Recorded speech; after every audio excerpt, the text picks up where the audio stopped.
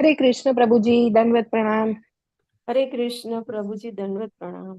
हरे कृष्ण। સ્વાગત છે તમારું બધાનું ઇસ્કોન મેંગલુરુ શ્રી શ્રી રાધા ગોવિંદ મંદિર કુલાઈ તરફથી આજે આપણે બધા મળી રહ્યા છીએ લેવલ 1 અને અધ્યાય 8 માની ચર્ચાઓ કરવા માટે ખૂબ ખૂબ હૃદયપૂર્વકનું સ્વાગત છે। હરે કૃષ્ણ પ્રભુજી, મારો અવાજ દંડવત આવી રહ્યો પ્રણામ। છે? બરાબર છે? બધાને સંભળાય છે મારો અવાજ? हरे कृष्ण प्रभुजी। હરે કૃષ્ણ प्रभुजी। हरे कृष्णा प्रभु जी। हरे कृष्ण प्रणाम। प्रभुजी, दंडवत प्रणाम। દંડવત પ્રણામ, વેલકમ।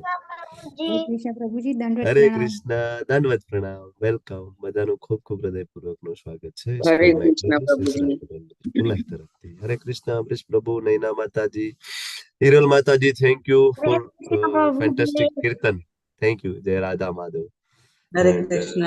હરે કૃષ્ણ। યસ રમેશ પ્રભુ and અભી ખારવા પ્રભુ, રતિલાલ પ્રભુ and રમેશ પ્રભુ, हरे અમરીશ પ્રભુ, कृष्ण। યસ હિરલ પાઠક માતાજી, હેમા મોદી માતાજી, નેહલ પંચાલ માતાજી, ખૂબ ખૂબ ધન્યવાદ, થેન્ક યુ। શરૂઆત કરીશું આપણે આપણા પ્રાણપ્રિય એવા શ્રી શ્રી રાધા ગોવિંદજીના દર્શન કરીને આજનું સેશનની શરૂઆત કરીશું 8મા અધ્યાયની। ભગવાન રાધા ગોવિંદના ચરણોમાં નતમસ્તક થઈએ અને ખૂબ જ ભાવપૂર્વક પ્રેમપૂર્વક તમે તમારી જગ્યાએથી અને હું મારી જગ્યાએથી આપણે ભગવાનના મંગલાચરણ અર્પણ કરીશું। બે હાથ જોડીને ખૂબ હૃદયપૂર્વક પ્રાર્થનાઓ અર્પણ કરીશું। ભગવાન અમને ભગવદ ગીતા સમજાય છે, જે તમારો લવ લેટર છે, જે તમારો અમારા પ્રત્યેનો પ્રેમ છે, જે પ્રેમ પત્ર છે, અમે સમજવાની કોશિશ કરીએ છીએ, પણ તમારી કૃપા વગર શક્ય નથી, ગુરુની કૃપા વગર શક્ય નથી, ભક્તોની કૃપા વગર શક્ય નથી। તો એ કૃપા અમને પ્રાપ્ત થાય એવી તમે અમારા ઉપર કૃપા કરજો। ઓમ અજ્ઞાનતિમિરાન્ધસ્ય જ્ઞાનાંજન શલાકયા ચક્ષુરુન્મિલિतं येन તસ્मै શ્રી ગુરુવે નમઃ। श्री चैतन्य मनोभीष्टं स्थापितं येन भूतले स्वयं रूप कदा मह्यं ददाति स्वपदान्तिकं। वन्देऽहं श्रीगुरो श्रीयुतापदकमलं श्रीगुरुन् वैष्णवांश श्रीरूपं साग्रजातं सगण रघुनाथान्वितं तं सजीवम् साद्वैतं सावधूतं परिजनसहितं कृष्ण चैतन्य देवं श्री राधा कृष्ण पादान् सगण ललिता श्री विशाखान्वितांश। हे कृष्णा करुणा सिंधु दीनबंधु जगतपते गोपेश गोपिका कांत राधा कांत नमस्तुते। तप्त कांचन गौरांगी श्री राधे वृंदावनेश्वरी वृषभानुसुते देवी प्रणमामि हरि प्रिये। वाञ्छाकल्पतरुभ्यश्च कृपा सिन्धुभ्य एव च पतितानां पावनेभ्यो वैष्णवेभ्यो नमो नमः। नमो विष्णुपादाय कृष्णप्रेष्ठाय भूतले श्रीमते भक्तिवेदांत स्वामिनिति नामिने। नमस्ते सरस्वती देवे गौरवाणी प्रचारिणे निर्विशेष शून्यवादी पाश्चात देश तारिणे। जय श्री कृष्ण चैतन्य प्रभु नित्यानंद श्री अद्वैत गदाधर श्रीवासदि गौर भक्त वृंद। हरे कृष्णा कृष्ण कृष्ण हरे हरे, हरे राम राम राम हरे हरे। વેલકમ। ખૂબ ખૂબ હૃદયપૂર્વકનું સ્વાગત છે બધા જ વહાલા વૈષ્ણવો। અને આજે દ્વાદશી, તમારા પારણા થઈ ગયા કે બાકી છે? કેટલા એકાદશી, કેટલાએ ગઈકાલે એકાદશીનું વ્રત કર્યું? ચાલુ છે પારના પ્રભુજી। હેન્ડરેસ કરવો જોઈએ। હાઉ મેની ડિવોટીઝ જેને ગઈકાલે એકાદશીનું વ્રત કર્યું છે?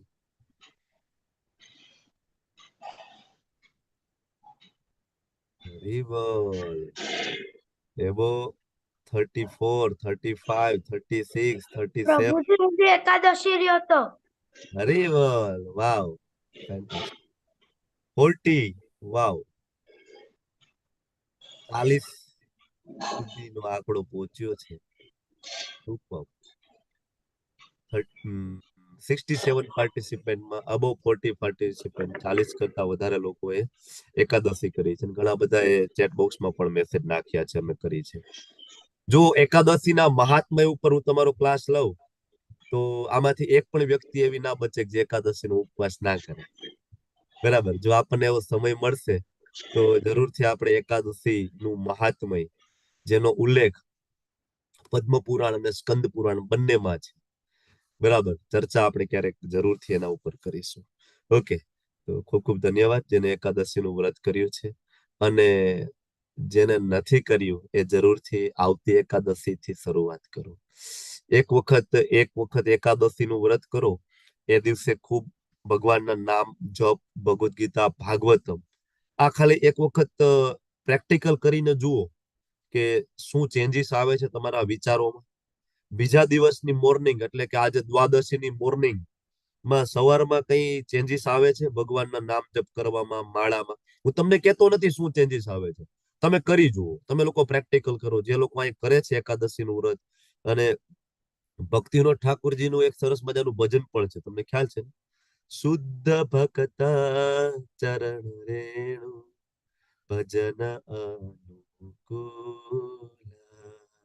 ત્યાં ભક્તિનો ઠાકોર અહીંયા માધવ તિથિ નો ઉલ્લેખ કરે છે. માધવ તિથિ ભક્તિ જનની. એકાદશી છે કેવી છે? ભક્તિ જનની છે. ભક્તિમાં જો સ્ટેબલ રહેવું હોય તો એકાદશી નું વ્રત ઇઝ મોસ્ટ ઇમ્પોર્ટન્ટ. બરાબર, પ્લીઝ જે નથી કરતા એ લોકો જરૂર કરજો. તમે તમારા હેન્ડ ડાઉન કરી શકો છો બધા. ઓકે, તો આજે આપણે આગળ વધીશું 8મા અધ્યાયમાં, અને અક્ષર બ્રહ્મ યોગ. અત્યાર સુધી આપણે 7 અધ્યાયની ચર્ચાઓ કરી ચૂક્યા છીએ. Just a minute.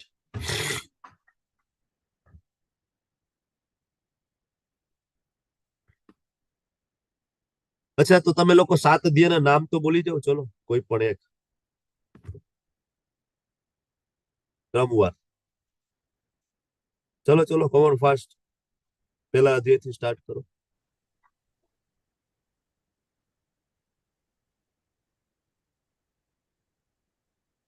કોઈ નહીં?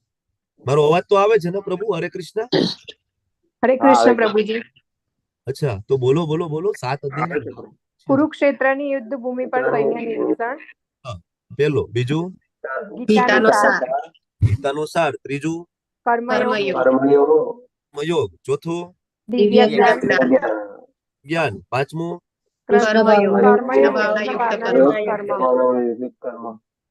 છઠ્ઠો ધ્યાન યોગ. જ્ઞાન યોગ. સાતમું પરમેશ્વર. જ્ઞાન. તો આટલો સરળ તો પ્રશ્ન હતો, તો કેમ કોઈ બોલતા નહોતા? ભગવદ ગીતા આપણે શીખીશું ને આપણને અધ્યાયના નામ નહીં આવડે તો બહાર જઈને તમે શું કહેશો? ક્યાં ભગવદ ગીતા શીખવા ગયા હતા? કોણે શીખડાવ્યું? મારું નામ તમે ખરાબ કરશો સમાજની અંદર. એટલીસ્ટ ચેપ્ટરના નામ તો પાકા કરી લે. 18 અધ્યાયના 18 ચેપ્ટરના નામ. બરાબર, ચેપ્ટરના નામ પાકા કરીને જોઈ લો કે ચેપ્ટરની અંદર શું આવે છે. બરાબર ને? તમે ખાલી બોલશો 18 ચેપ્ટરના નામ ક્રમવાર, તો સામેવાળાને ખબર પડી જશે કે તમને ઘણું બધું જ્ઞાન છે. કારણ કે સામેવાળાને ખબર જ નથી ને કે 18 ચેપ્ટર આવે છે ભગવદ ગીતામાં. એ જ ખબર નથી. તમે નામ બોલશો એનાથી ઘણો બધો ફાયદો થઈ જાય. એને એ જ નથી ખબર કે ભગવદ ગીતા ભાગવતમનો તફાવત શું છે. બરાબર, પૂછી જોજો તમારી આજુબાજુમાં જે આપણે કહેવાતા સનાતન ધર્મી હોય, હિન્દુ, એને ખાલી પૂછો તો કરી, what is the difference between Bhagavad Gita and Shrimad Bhagwat Mahapuran? બધાને એમ જ છે ભાઈ એક જ છે. એક ભગવદ ગીતા ને એક ભાગવત. બરાબર, એ ખબર જ નથી કે ભગવદ ગીતા અને ભાગવતમાં શું ડિફરન્સ છે. તો જયારે આપણે ક્લાસ એટેન્ડ કરીએ તો સાઈડમાં નોટ બનાવતા જઈએ, લખતા જાય, અમુક પોઈન્ટ આપણે લખતા જઈએ. બરાબર, પછી જયારે જયારે તમને સમય મળે ને એનું તમે પ્રીચિંગ કરો. તમારા કોઈ મિત્ર મળે, તમે ક્યાંક ઓફિસમાં જતા હોય, તમે ક્યાંક ઇવન બસમાં જતા હોય, કઈ ને કઈ, ત્યારે તમે એની પ્રેક્ટિસ કરો. સામેવાળાને એ સમજાવવાની ટ્રાય કરો. બરાબર, હાથમાં માળા હોય, કપાળ ઉપર તિલક હોય, એટલે સ્વાભાવિક છે સામેવાળો વ્યક્તિ છે જેની થોડીક સુકૃતિ હશે ને, એ તમને આવીને પૂછશે. જે લોકો તિલક કરે છે એને કેવાય એક્સપિરિયન્સ હશે, આ બાબતનો અનુભવ હશે કે બસમાં જાય કે ક્યાંક પબ્લિક પ્લેસ ઉપર હોય એટલે પૂછતા પૂછતા આવે, તમે હરે કૃષ્ણ વાળા છો? એટલે આપણે એમ કહે હા અમે હરે કૃષ્ણ વાળા છીએ. એમ કરીને તરત ટોપિક નીકળે ને પછી આપણે કઈ ને કઈ ભગવાનના નામનો પ્રચાર કરી શકાય છે. તો ખૂબ સુંદર અધ્યાય 8મો અધ્યાય અક્ષર બ્રહ્મ યોગ, પરમાત્માની પ્રાપ્તિ. બરાબર, અને આને મૃત્યુનું સાયન્સ પણ કહેવામાં આવે છે. જીવનની મોટામાં મોટી પરીક્ષા વિશે જાણવા માટેનો આ અધ્યાય છે. અર્પણ બાર્યા પ્રભુ, જીવનની મોટામાં મોટી પરીક્ષા કઈ? યુપીએસસી મૃત્યુ. મૃત્યુ. અઘરામાં અઘરી પરીક્ષા કઈ? તો કે આઈઆઈએમ ની. પણ આ બધા કરતા એક અઘરી પરીક્ષા છે મૃત્યુ. બરાબર ને હેમંત પ્રભુ, કે ખોટો છું? દીપક શુક્લા પ્રભુજી, વેલકમ. બરાબર. સૌથી અઘરામાં અઘરી પરીક્ષા છે કઈ? મૃત્યુ. મૃત્યુ સમય આપણી ચેતના શેમાં છે? બહુ ઇમ્પોર્ટન્ટ વસ્તુ છે. હવે સાચી પરીક્ષા મૃત્યુ સમય આવે. મૃત્યુ સમયે ફ્લેશબેક થાય, આખી જિંદગી શું કર્યું છે ને એ એક્ઝેક્ટલી સામે આવે. મારા કરતા મોટી ઉંમરના મારા વડીલો પણ ઘણા બધા ક્લાસમાં છે. તમે લોકોએ તમારી સામે પણ કેટલા બધાનું મૃત્યુ થતા જોયું હશે ને? જોયું છે ને? એઝ અ ડોક્ટર તરીકે મેં હોસ્પિટલમાં ખૂબ ડેથ જોયા છે, ખાસ તો કોવિડ કાળની અંદર, કોરોનામાં. બરાબર, ટપોટપ બરાબર ઢગલા, લાશોના ઢગલા થઈ જતા હતા. એવી સિચ્યુએશન પણ મેં જોયેલી છે, તમે લોકોએ પણ જોઈ હશે. મૃત્યુ સમયે જે વ્યક્તિ છે એને એટલો બધો ડર લાગે કે એના ટોયલેટ, લેટ્રિન, ઝાડો, પેશાબ બધું રિલીઝ થઈ જાય. તમે જોયું છે ને? બરાબર, કપડા ખરાબ થઈ જાય, મોઢામાંથી બધો બગાડ નીકળવા માંડે, નાકમાંથી ઘણું બધું લિક્વિડ્સ ને એવું નીકળવા માંડે. તમે લોકોએ જોયું હશે. બરાબર. શું કામ આવું થાય છે તમને ખબર છે? વાય? ખબર છે કોઈને આવું શું કામ થાય છે? મૃત્યુ સમયે આ બધી પ્રોસેસ શું કામ થવા માંડે છે અચાનક? યમદૂતોને જોઈને ગભરાઈ જવાય. યમદૂતોનો ડર. હરી બોલ. ક્યાં આનો ઉલ્લેખ મળે છે ખબર છે? ગરુડ પુરાણમાં. ગરુડ પુરાણમાં. ગરુડ પુરાણમાં ગરુડજી અને ભગવાન વિષ્ણુ વચ્ચેનો જે સંવાદ છે, જોરદાર વર્ણન છે એની અંદર. આપણે વાંચીએ તો આપણને તાવ આવી જાય, એટલું ભયંકર વર્ણન છે ગરુડ પુરાણ. ઘણા બધા બ્રાહ્મણો એમ કે ગરુડ પુરાણ ઘરે રાખવું ના જોઈએ ને વાંચવું પણ ના જોઈએ. એનું કારણ આ છે, કારણ કે બીજા બધા શાસ્ત્રોનું અધ્યયન નથી અને સીધું ગરુડ પુરાણ વાંચો તો ખૂબ અઘરું પડે. ઓકે, તો ખૂબ તકલીફ વાળું છે જે મૃત્યુ છે. ગરુડ પુરાણમાં ત્યાં સુધીનો ઉલ્લેખ છે કે મૃત્યુ સમયે એક સાથે હજારો વીંછીઓ ડંખ મારે એક સાથે. કોઈને એકાદો વીંછી કરડ્યો હોય તો એને અનુભવ હશે, સ્કોર્પિયન એકાદું વખત બાઇટ કર્યું હોય ક્યાંક આંગળીમાં, તો એને અનુભવ હશે કે જેવો આપણને કરડે એ ભેગું એક વીજળી જેવો કરંટ પસાર થાય, ઉપર જાય નીચે આવે, ઉપર જાય નીચે આવે. અને એ પેન છે અનબિયરેબલ હોય, અનબિયરેબલ. તમે હાથ પછાડો, પગ પછાડો, એ પેન વીજળીના ગતિથી ઉપર આવે નીચે જાય, ઉપર આવે નીચે જાય. તમને લોકોને કોઈને એક્સપિરિયન્સ હોય, ખાસ તો જે ખેતીવાડીનું કામ કરતા હોય એ લોકોને વધારે અનુભવ હોય. બરાબર. અને જેવું ત્યાં ખોટું કરવાનું ઇન્જેક્શન આપો, જે બાઇટ થયું હોય એ રિલીઝ થાય, એ ખોટું કરવાના ઇન્જેક્શનની ઇફેક્ટ જાય એટલે પાછું ચાલુ થાય. આ મારો પોતાનો એક્સપિરિયન્સ છે, પણ મને એક અનુભવ થયો છે, મને ખ્યાલ છે. તો એવા 1000 હજારો વીંછીઓ, 1000 નહીં પણ હજારો એક સાથે બાઇટ કરે અને જે પેન થાય એ પેન મૃત્યુ સમયે થાય. બરાબર, એ પેન મૃત્યુ સમયે થાય છે. મૃત્યુ ખૂબ જ ડેન્જરસ છે. ગરુડ પુરાણની અંદર લખ્યું છે, ભાગવતમની અંદર લખ્યું છે, બર્થ અને ડેથ ની અંદર જે તકલીફ છે. હવે આપણને ખબર છે કે આપણું મૃત્યુ ક્યારે થશે? કોઈ એને આમાં ખબર છે? Anybody knows? કોઈને ખબર નથી ને? પરીક્ષિત મહારાજને ખબર હતી. કેટલા દિવસ હતા પરીક્ષિત મહારાજ પાસે? 7 દિવસ. તો તમારી પાસે કેટલા દિવસ છે? મારી પાસે 7 જ છે ને? ઘણા બધા બિચારા આમ ચિંતામાં આવી જશે. 7 જ દિવસ? એમ 7 દિવસ નહીં, સોમ, મંગળ, બુધ, ગુરુ, શુક્ર, શનિ, રવિ. આ 7 માંથી ગમે એક જ વાર છે કે આમાં 8મો વાર આવવાનો છે. એમની પાસે 7 દિવસ હતા, તમારી પાસે મારી પાસે 7 જ દિવસ છે એવું માનીએ. અને આચાર્યો તો એમ કે છે કે આ છેલ્લો દિવસ છે. આ ક્લાસ, આ ચર્ચાઓ આપણા જીવનની છેલ્લી ચર્ચાઓ ચાલે છે. આ હાથમાં માળા, આ મણકો ફરે છે, એ છેલ્લો મણકો ફરે છે અને મારું શરીર છૂટવાનું છે. આ ચેતના સાથે જયારે ભગવાનને શરણાગત થઈશું ને, તો અને માત્ર તો જ મૃત્યુ સમયે ભગવાન યાદ આવશે. તો મૃત્યુ સમયે ભગવાન યાદ આવવાનું મહત્વ એ જ આ ચેપ્ટરમાં આપણે જાણવું. ઓકે, તો હવે ચર્ચાઓ ચાલી રહી હતી. 6ઠા અધ્યાયના અંતે ભગવાને એવું કહ્યું કે યોગિનામ અપી સર્વેષામ મદ્ગતેન અંતરાત્મના શ્રદ્ધાવાન ભજતે યોમામ સમય યુક્ત તમો મત. બરાબર, 1 થી લઈને 5-6 અધ્યાય સુધી ભગવાને જ્ઞાન યોગ આપ્યો, કર્મયોગ આપ્યો, સકામ કર્મયોગ આપ્યો, નિષ્કામ કર્મયોગ આપ્યો. બરાબર, થોડું ભક્તિ યોગને પણ ટચ કર્યું. અને 6ઠા અધ્યાયમાં ભગવાને ધ્યાન યોગ, અષ્ટાંગ યોગને વિસ્તારપૂર્વક સમજાવ્યું. અલગ અલગ અલગ અલગ અલગ યોગ બધા સમજાવ્યા. પણ 6ઠો અધ્યાય પૂરો થયો તો ભગવાને એનો નિચોડ આપ્યો, કન્ક્લુઝન. કન્ક્લુઝન શું આપ્યું? તો કે યોગીનામ અપી સર્વેશામ, બધા પ્રકારના યોગીઓમાંથી, બરાબર, યોગીનામ અપી સર્વેષામ મદગત્યન અંતર આત્મા. બરાબર. તો જેના અંતર આત્મામાં મદગત્યન મારા પ્રત્યેનું ચિંતન થાય છે. બીજું, શ્રદ્ધાવાન શ્રદ્ધાપૂર્વક ભજતે મારી ભક્તિ કરે છે. બરાબર. મામ શ્રદ્ધાવાન ભજતે યો મામ. મામ એટલે કોણ બોલી રહ્યું છે? કૃષ્ણ. તો કે શ્રદ્ધાવાન ભજતે યો મામ સમયયુક્ત તમમત. આ સૌથી ઉચ્ચ કોટીનો શ્રેષ્ઠ યોગી છે. આ ચર્ચા થઈ અને આ ચર્ચા થવાથી અર્જુનજીના હૃદયમાં પ્રશ્ન આવે કે ભગવાન, શ્રદ્ધાપૂર્વક તમારી ભક્તિ કરવી છે, તમારું ચિંતન કરવું છે, પણ તમારા વિશેનું અમને જ્ઞાન આપો. કારણ કે જેના વિશેનું જ્ઞાન હોય એનું ચિંતન થાય. બરાબર. તો ભગવાન કે ચાલ, પરમેશ્વરનું જ્ઞાન 7મો અધ્યાય આપ્યો અને ભગવાને પોતાના વિશેની વાત કરી, પોતાના ઓપ્યુલન્સીસ, ઐશ્વર્યની. એમાં ભગવાનની ખૂબ મહત્વની શક્તિ, બે શક્તિની આપણે ગઈકાલે ચર્ચા કરી. કઈ શક્તિની ચર્ચા કરી ગઈકાલે? બોલો. પરા અને અપરા. પરામાં શું આવે? જીવ. જીવ. અને અપરામાં શું આવે?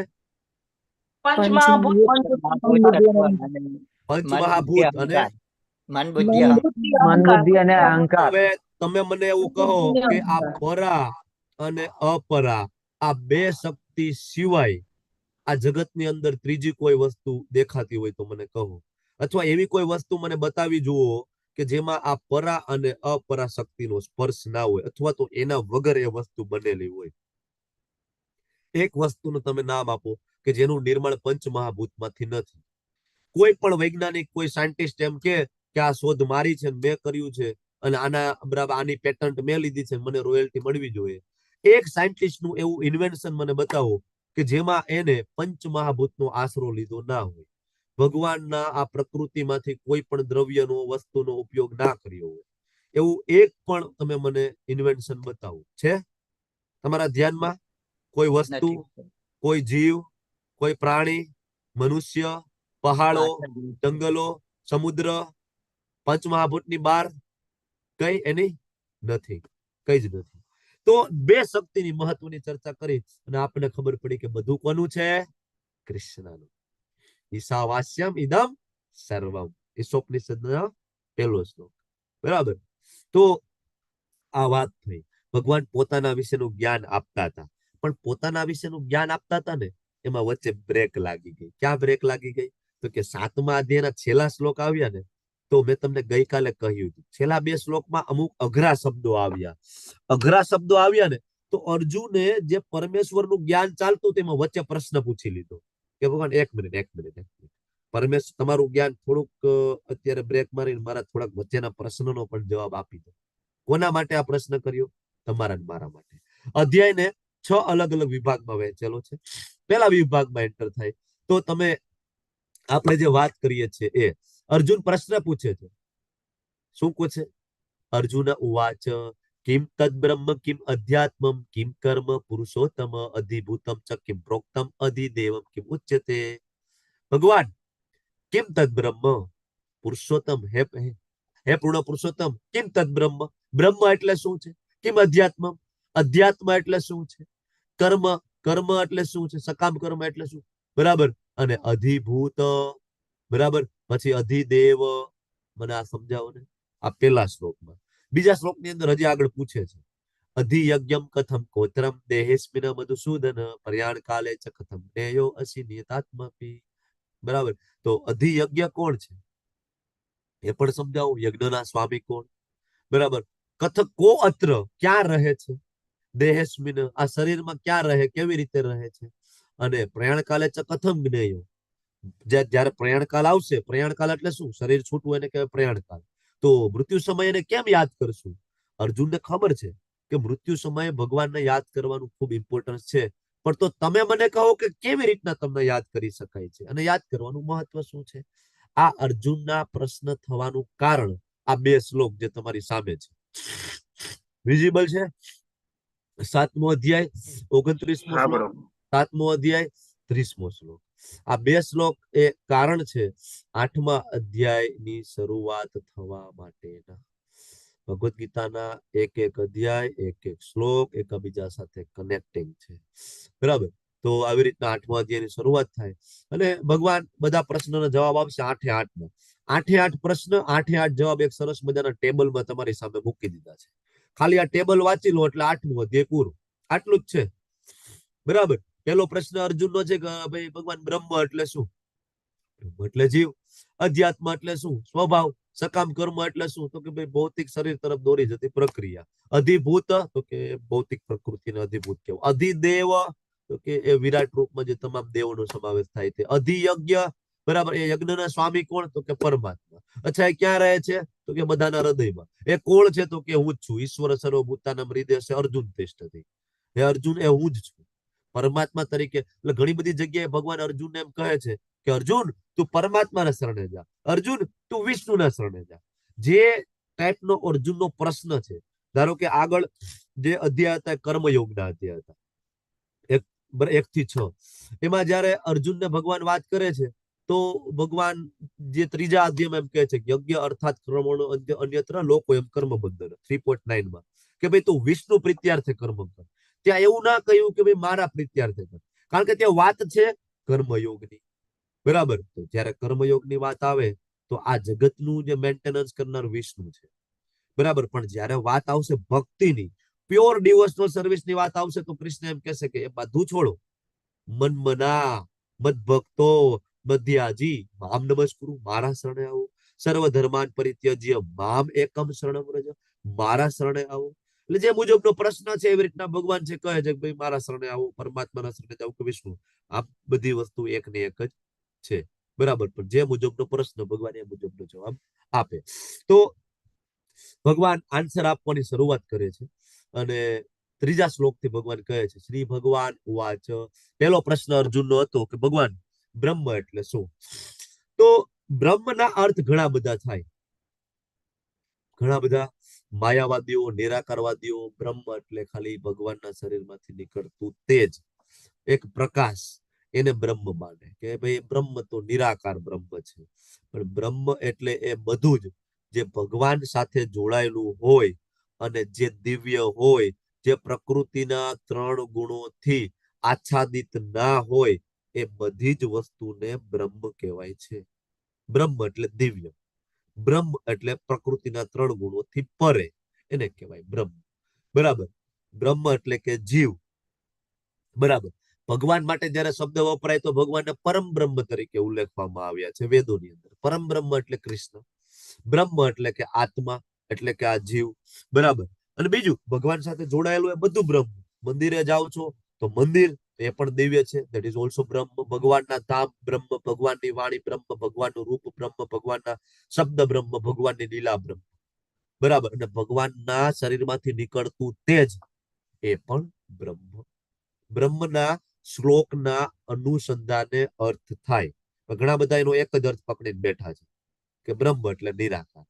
ભગવાનનો કોઈ આકાર હોતો નથી, એ નિરાકાર છે. બધું નિરાકારમાંથી આવે છે. કારણ કે ભાગવતમ વાંચતા નથી અને ભાગવતમાં શ્રદ્ધા નથી. વેદોમાં શ્રદ્ધા છે પણ ભાગવતમાં શ્રદ્ધા નથી, મહાપુરાણમાં શ્રદ્ધા નથી. શિવજી સ્વયં એમ કે છે કે જેને પુરાણમાં શ્રદ્ધા નથી એને તો હું નરકની યોનિઓ આપીશ. બરાબર.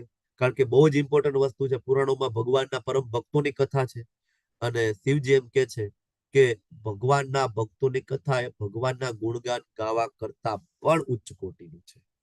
બરાબર. ભગવાનના ભક્તોની સેવા, ભગવાનના ભક્તોની કથા સાંભળે, એટલે શિવજી કહે છે. ઓકે.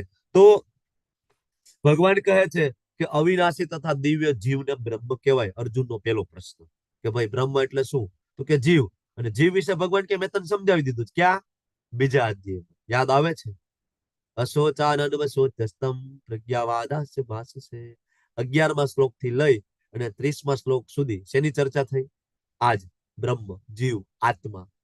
નૈનમ છિન્નંતિ શસ્ત્રાણી નૈનમ દહતિ પાવક ન જાયતે મ્રિયતે વા કદાચિત જાતસ્ય હિ ધ્રુવ મૃત્યુ ધ્રુવમ જન્મ મૃત્યુ દેહિનોસ્મિન યથા દેહે. આ બધા શ્લોક છે ને, વાંસાળ છે જીર્ણાની યથા વિહાય. આ બધા શ્લોક શેને રિલેટેડ છે? બ્રહ્મ, જીવ, આત્મા. ઓકે. તો ભગવાન કે એનો આન્સર તને મેં ડિટેલમાં ત્યાં આપ્યો છે. ઓકે. પછી બીજો પ્રશ્ન અર્જુનનો હતો ભગવાન અધ્યાત્મ એટલે શું? તો ભગવાન કે એ જ જીવનો જે સનાતન સ્વભાવ એને અધ્યાત્મ કહેવાય. આપણા અંદર રહેલો આત્મા, જીવ, એનો સનાતન સ્વભાવ શું છે? અધ્યાત્મ. અને શરીરનો સ્વભાવ શું છે? ભોગ. શરીરનો સ્વભાવ શું છે? ભોગ. પણ આત્માનો સ્વભાવ ભોગ નથી. આત્માનો સ્વભાવ શું છે? અધ્યાત્મ. એટલા માટે જ જ્યારે આપણે ભગવદ ગીતા વાંચીએ, ભાગવતમ વાંચીએ, તમે લોકો આ ક્લાસમાં આવો છો, બરાબર, અને ઘણા બધા રિપીટેશન કરી રહ્યા છે વારંવાર. અમારા એક લલિત કુમાર વેદ પ્રભુ છે, તો એ વારંવાર લેવલ 1 ની કોઈ પણ બેચમાં તમે જો તો હોય જ છે, બરાબર. ઘણા બધા હર્ષા માતાજી છે, એ હંમેશા હોય છે, બરાબર. રિપીટેશન રિપીટેશન રિપીટેશન, બરાબર. નેહલ પંચાલ માતાજી છે, અમરીશનાથ કૃષ્ણ પ્રભુ છે, અવી ખારવા પ્રભુ, રમેશ પટેલ પ્રભુ, રતિલાલ પ્રભુ, નૈના માતાજી. રિપીટેશન. શું કામ ભાઈ? શું કામ રિપીટેશન? વાય? એના એ જ પ્રભુજી છે, એની એ જ પીપીટી છે, એના એ જ 18 અધ્યાય છે, અને એના એ જ શ્લોક છે ને એનું એ જ પ્રવચન. Why repetition? કારણ કે જીવનો સ્વભાવ શું છે? અધ્યાત્મ. અંદર આત્મા બેઠી છે, એનો સ્વભાવ જ અધ્યાત્મ છે, એટલે આનંદ આવે છે. જગતમાં બધે સુખ માટે ફાફા મારી રહ્યા છીએ આપણે. મને અહીંથી આનંદ મળે, મને અહીંથી આનંદ મળે, મને અહીંથી આનંદ મળે. ખરેખર આનંદ ક્યાં છે? ક્યાં છે? આખા જગતમાં આપણે સુખ શોધી રહ્યા છે. સુખ મળે, સુખ મળે, સુખ મળે, સુખ મળે. અંતે શું કરીએ છીએ? થાકી જાય છે. શું થાય છે? થાક. શું લાગે? થાક. અને ખરેખર થાકનો, બરાબર, થાક ઉતારવા માટે ક્યાં જવું પડે? તો કે એનું ઊંધું. ક્યાં જવું પડે? કથા. કથા. થાક લાગે ને આખા સંસારમાં ફરી ફરી ફરી ફરીને, બરાબર, અને એ થાક ઉતારવો હોય તો એનું ઊંધું કરો. કથા. ભગવાનની કથાનું બહુ મહત્વ છે, બરાબર. પદ્મ પુરાણની અંદર ભાગવત મહાત્મય આખો એક વિભાગ છે. સમય મળે ક્યારેક વાંચજો. આપણી પાસે સમય મર્યાદા હોય છે, નહીતર હું ચાલુ કરે અત્યારે. પણ ભાગવત મહાત્મય તમે વાંચો તો તમને એમ થાય કે ખરેખર કથાનું કેટલું મહત્વ છે. જે ઇન્દ્ર માટે દુર્લભ છે, જે સ્વર્ગમાં દુર્લભ છે, જે સ્વયં સત્ય લોકમાં દુર્લભ છે, એવી કથા પૃથ્વી લોક ઉપર માત્ર ને માત્ર પ્રાપ્ત થાય છે આપણને બધાને. પણ કહેવાય ને કે બહુ ઇઝીલી પ્રાપ્ત થાય એની માણસોને વેલ્યુ હોતી નથી, બરાબર. તો શોકમાંથી બહાર નીકળવું હોય, થાકમાંથી બહાર નીકળવું હોય તો કથાના આશરે આવો, અને શોકમાંથી બહાર નીકળવું હોય, શોક, તો શ્લોકના આશરે જાઓ. ક્યાં જાઓ? શોકમાંથી બહાર નીકળવું હોય તો શ્લોકના આશરે જાઓ. શાસ્ત્રના જે શ્લોક છે એના આશરે જાઓ, તમે શોકમાંથી બહાર નીકળી જશો. કારણ કે જીવનો સ્વભાવ અધ્યાત્મ છે. તમે માનો કે ના માનો, ખાલી તમે ટ્રાય કરી જુઓ, બરાબર. વારંવાર ભગવાનની કથાઓ, ભગવદ ગીતા, ભાગવતમ સાંભળો, અને ન આનંદ આવે તો તમે મને કહેજો, બરાબર. શરણાગતિના ભાવ સાથે જવાનું છે. ઈર્ષા, નિંદા, બરાબર, આ બધું સાઈડમાં મૂકીને જવાનું છે. તો એ દિવ્ય આનંદ પ્રાપ્ત થશે. અને પછી ક્યાંય બહાર તમને આનંદ પ્રાપ્ત નહીં થાય. કેટલા બધા એવા વિરલાઓ છે જેના ટીવી છૂટી ગયા, ન્યૂઝપેપર છૂટી ગયા છે, સિરિયલો છૂટી ગઈ, બરાબર. અમારા ઘણા બધા માતાજીઓની સિરિયલો છૂટી ગઈ છે, બરાબર. ઘણું બધું. કારણ કે હવે આમાં આનંદ નથી આવતું. હવે એ આનંદ નથી આવતું જે ભગવદ ગીતાના ક્લાસમાં, ભાગવતમના ક્લાસમાં આનંદ આવે, નથી આવતું. વાય? જીવનો સ્વભાવ અધ્યાત્મ છે. આગળનો પ્રશ્ન જે અર્જુનનો છે, ભગવાન એનો જવાબ આપે છે. અર્જુન કહે છે કે ભગવાન, સકામ કર્મ એટલે શું? તો ભગવાન કહે છે કે બસ જીવોનો જે ભૌતિક શરીરનો વિકાસ થવાની પ્રક્રિયા ને એને સકામ કર્મ કહેવાય. કે હે અર્જુન, જે કર્મ કરવાથી જીવને વારંવાર નવું શરીર ગ્રહણ કરવું પડે એ બધા જ સકામ કર્મ છે, બરાબર. પાપ કર્મ અને પુણ્ય કર્મ બેયનો સમાવેશ આની અંદર થાય કે બંનેના કારણે નવું શરીર પ્રાપ્ત થાય છે. કર્મના પ્રકાર તમે ગઈકાલે બોલ્યા હતા, જે આપણે ત્રીજા અધ્યાયમાં ભણ્યા છીએ. એટલે ભગવાન કહે છે કે આનું ડિટેલિંગ મેં તને ત્યાં આપ્યું છે, બરાબર. તો આ પ્રશ્નના ભગવાન જવાબ આપી રહ્યા છે એક પછી એક અર્જુનને. અને આગળ અર્જુનનો પ્રશ્ન છે, ભગવાન અધિભૂત એટલે શું? તો ભાઈ ભગવાન કે નિરંતર પરિવર્તનશીલ જે આ ભૌતિક પ્રકૃતિ છે ને એને કહેવાય અધિભૂત પ્રકૃતિની વાત કરે છે. પહેલા દિવસે જ્યારે આ સેશન ચાલુ થયું ત્યારે મેં તમને કહ્યું હતું કે ભગવદ ગીતાની અંદર મુખ્ય 5 વિષયો છે: ભગવાન, જીવ, પ્રકૃતિ, કાલ અને કર્મ. એમાંનું એ પ્રકૃતિ વિશે અર્જુને પૂછ્યું છે. ભગવાન આ થોડું ટચ કરશે ને ડિટેલમાં જે આગળ આપશે. ઓકે, તો પ્રકૃતિ એટલે કે નિરંતર જે પરિવર્તનશીલ હોય એ બધું પ્રકૃતિ. તમારી આજુબાજુમાં તમે જુઓ કે જે 5 વર્ષ પહેલા જે તમારું સિટી હતું, શહેર હતું, ગામડું હતું, એ આજે નથી. ઇવન 2 મહિના પહેલા હતું, એ આજે નથી, બરાબર. નિરંતર નેચર છે, કેવું છે? નિરંતર ચેન્જીસ થાય છે. શિયાળો, ઉનાળો, ચોમાસું, નવા નવા બાંધકામો, ખોદકામો, ક્યાંક ડિમોલિશન ચાલુ છે, બરાબર. અને બીજું આપણું પોતાનું શરીર. આપણું શરીર છે ને એ ગઈકાલે હતું, એ આજે નથી. ભલે આપણને ચેન્જીસ દેખાય કે નહીં, બરાબર. સાયન્ટિસ્ટો, જે લોકો ડોક્ટર છે, મેડિકલ પ્રોફેશનલ છે, બધાને ખ્યાલ છે કે આપણા શરીરમાં એવરી સેકન્ડ ચેન્જીસ થઈ રહ્યા છે. Every second. 1 મિનિટ પહેલા હતું એ શરીર અત્યારે નથી. ઘણા બધા ચેન્જીસ છે આની અંદર અત્યારે. ઇવન આપણે બાથ લેવા જઈએ, સ્નાન કરવા જઈએ અને આપણે સ્નાન કરીને બહાર નીકળીએ તો આપણા શરીરમાંથી કેટલા બધા ડેડ સેલ છે એ પાણીમાં જતા રહે. કેટલા બધા ડેડ સેલ છે જતા રહે, કેટલા બધા નવા સેલ એવરી સેકન્ડ આપણા શરીરમાં જનરેટ થઈ રહ્યા છે. તો આ પણ શરીર શેનો ભાગ છે? પ્રકૃતિનો. કારણ કે શેમાંથી બનેલું છે? પંચમહાભૂતમાંથી. તો શરીર પણ પ્રકૃતિ. અચ્છા, તો ભગવાન આ જે પ્રકૃતિ, પેલો પ્રશ્ન શું હતો? બ્રહ્મ. બ્રહ્મનો સ્વભાવ શું? તો કે અધ્યાત્મ. અચ્છા, તો સતત એ અધ્યાત્મમાં રહે છે? જીવનો સ્વભાવ, આત્માનો સ્વભાવ શું છે? અધ્યાત્મ. પર સતત અધ્યાત્મમાં રહે તો કે નહીં? જેવો આ ક્લાસ પૂરો થાય એટલે ત્યાં આપણે અધ્યાત્મમાં હોતા નથી. ક્યાં આપણે નીકળી જશું? પૈસા પાછળની દોડ આપણી ચાલુ થાય. એટલે ત્રીજો પ્રશ્ન સિક્વન્સમાં આવ્યો કે તો અધ્યાત્મમાં ના હોય ત્યારે જે કરે એ કયું? તો કે એ સકામ કરે. અચ્છા, એનાથી શું થાય? તો કે નવું શરીર મળે. અચ્છા, નવું શરીર મળે તો એને ક્યાં જવું પડે? તો કે પ્રકૃતિમાં. એટલે આગળનો પ્રશ્ન અર્જુને પૂછ્યો તો અધિભૂત, એટલે તો કે પ્રકૃતિ જે પરિવર્તનશીલ છે. અચ્છા, તો પ્રકૃતિ હોય તો એનું કોઈક મેનેજમેન્ટ કરતા હશે, કોઈક મેનેજ કરતું હશે. એટલે અર્જુન આગળનો પ્રશ્ન પૂછ્યો કે હા, અધિદેવ એટલે કો? તો ભગવાન કે એ જ સૂર્ય, ચંદ્ર, દેવો જેનો સમાવેશ થાય એવું ભગવાનનું જે સંપૂર્ણ વિરાટ સ્વરૂપ જે છે, બરાબર, જે દેવી દેવતાઓનો બધાનો સમાવેશ થઈ જાય એ અધિદેવ છે. બરાબર. કયું? વિરાટ સ્વરૂપ. બધા દેવી દેવતાઓનો શેમાં સમાવેશ થઈ જાય? તો કે અધિદેવ, જેનું આ પ્રકૃતિ મેનેજ કરે છે. તો કે બરાબર છે, ચાલો એ કે અધિદેવ છે. પણ તમે મને એ કહો કે બધામાં શ્રેષ્ઠ પરમાત્મા કોણ છે જે કણે કણમાં બિરાજમાન છે? બરાબર, એ મને કહો. અને ક્યાં રહે છે? અધિયજ્ઞ. યજ્ઞના સ્વામી કોણ? આપણને એમ થાય કે ભાઈ ચાલો કે દેવી દેવતાઓ છે એ આ જગતનું મેન્ટેન કરે, ઇન્દ્ર વરસાદ આપે છે, ચંદ્ર, સૂર્ય, આ બધું. બરાબર. તો બધા માટે અલગ અલગ યજ્ઞ થાય છે, વેદોમાં ઉલ્લેખ પણ છે. પણ તો આમાંથી પણ કોઈક શ્રેષ્ઠ તો હશે ને? અર્જુન કહે એ મને કહો કે અધિયજ્ઞ કોણ? યજ્ઞના અધિકારી કોણ?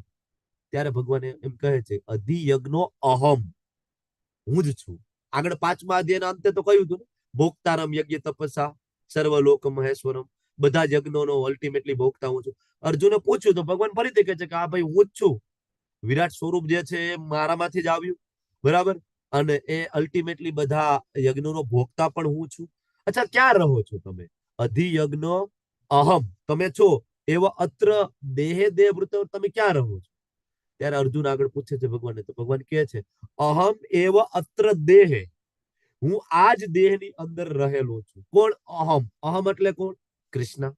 કારણ કે એ બોલી રહ્યા છે, પોતાના વિશે વાત કરી રહ્યા છે. એટલે ઘણા બધાને એવી કન્ફ્યુઝન છે કે કૃષ્ણ પરમાત્મા નથી, પરમાત્મા કોઈક બીજા છે, કૃષ્ણ છે ઐતિહાસિક પુરુષ છે.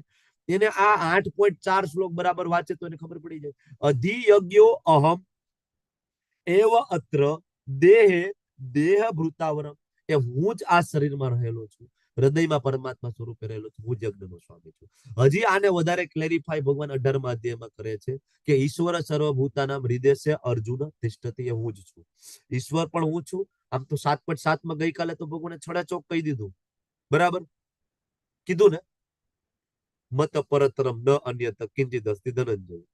એવું નહીં દૂધમાં દહીંમાં આય ભગવાન છે પેલાય ભગવાન છે, એવું નહીં. એકદમ નીટ એન્ડ ક્લીન. બરાબર, કે ભગવાન હું છું, ઈશ્વર હું છું, પરમ તત્વ, પરમ સત્ય જે કઈ કહો એ કોણ છે? તો કે બધું હું છું. બરાબર. એટલે ભગવાન આજે અર્જુને પાછો પ્રશ્ન પૂછ્યો. તો હવે આ બધા પ્રશ્નોના જવાબ ભગવાને 2 શ્લોકની અંદર જ આપી દીધા. સમય આપણે શું કરવું જોઈએ? એક પ્રશ્નનો જે જવાબ છે એ ભગવાન આખું ચેપ્ટર એના માટે લે છે. કયો પ્રશ્ન? પ્રયાણ કાલે ચ કથમ, ભગવાન મૃત્યુ સમયે તમને કેમ યાદ કરીશું? અચ્છા, મૃત્યુ સમયે શું કરવું જોઈએ? બોલો, મૃત્યુ સમયે શું કરવું જોઈએ? હરે કૃષ્ણ હરે કૃષ્ણ. ભગવાનનું નામનું સ્મરણ કરવું જોઈએ. આપણે કહીએ તો છે પણ ભગવત સ્મરણ. આજુબાજુમાં જેટલાના મૃત્યુ થાય છે એમાં એક પણ નથી થતું પ્રભુજી, થતું નથી, થતું નથી. તમારી સામે કેટલા ડેથ થયા છે ને એમાંથી કેટલાના હાથમાં માળા હતી અને કેટલા લોકો મોઢામાં રામ, કૃષ્ણ, રાધા બોલતા બોલતા અથવા શિવજી બોલતા બોલતા પ્રયાણ કર્યું, એવા કેટલા વિરલા, રેર. અને જે ગયા છે, બરાબર, નામ લેતા લેતા એના જીવનમાં ડોક્યુ કરો કે આખી જિંદગી પ્રેક્ટિસ કરેલી છે તો જ થયું છે. અચાનક નથી થયું. ગાંધીજી. બરાબર, તો થયું છે પ્રેક્ટિસ. બરાબર. બાકી તો મૃત્યુ સમયે તો ભાઈ ઘણું બધું કરવાનું થાય. હમણાં ખબર પડે ને શરીર છૂટી જવાનું છે, ડોક્ટર એમ કે ભાઈ કેન્સર છે, 2 મહિના રહેવાનું છે, એટલે પોલિસીના કાગળિયા ગોતવા માંડી, આપણે જમીનના દસ્તાવેજો ગોતવા માંડી, વિલ બનાવવા માંડી, કઈ ના કઈ. બરાબર, ઘણા બધાની તો ઈચ્છાઓ અધૂરી રહી ગઈ હોય તો ફરવા જાય, હજી બાકી રહી ગયું તો એ કરી લે. ખાવાનું યાદ આવે, બરાબર, છેલ્લે પાણીપુરી યાદ આવે, ઢોકળા યાદ આવે, લાડવા યાદ આવે, હજી બાકી હતું તો એ કરી લો તમે. એના હાટું તો તમે જન્મ લીધો હતો, હજી એ બધું પાછું કરીને પાછા આવો તમે. બરાબર. બીજું, મૃત્યુ સમય બીજું કઈ યાદ ના આવે તો શું યાદ આવે? જે બધાને યાદ આવે, શું? મારો દીકરો કઈ ગયો છે, મારી દીકરી હજી નથી આવી. બરાબર, ધારો કે દીકરી 4 કલાક 5 કલાક દૂર હોય તો ત્યાં સુધી એમાં જીવ અટકીને બેઠો હોય, મારી દીકરીને હું જોઈ લઉં પછી. ઘણા બધા જોયું છે આપણે, દીકરો દીકરીના દર્શન થાય તરત પ્રાણ છૂટી જાય. તમને ખબર છે શું ગતિ થાય? દીકરો દીકરીના છેલ્લા દર્શન કરે અને એમાં ને એમાં એની આસક્તિ ચેતના રહી અને એનું શરીર છૂટી ગયું તો શું થાય? આપણે લખી તો નાખીએ છીએ સ્વર્ગ, બરાબર, સ્વ ફલાણા ઢીકણા, ખરેખર એ સ્વર્ગમાં જાય છે આવી ચેતના સાથે જેનું મૃત્યુ થાય છે? આજ આપણે જાણવાનું છે. ભગવાન કહે છે 8.5 ની અંદર બહુ ક્લિયર કટ શ્લોક આપ્યો છે, ફ્રેમ કરી લીધા જેવો છે. અંતકાલે ચ મામેવ સ્મરણ મુક્ત્વા કલેવરમ ય પ્રયાતિ સમદભાવ યાતિ ન અત્ર સંશય નાસ્ત્રે અત્ર સંશય. કોઈ શંકા નથી, કોઈ ડાઉટ નથી. તમે બધા સાંભળી લો.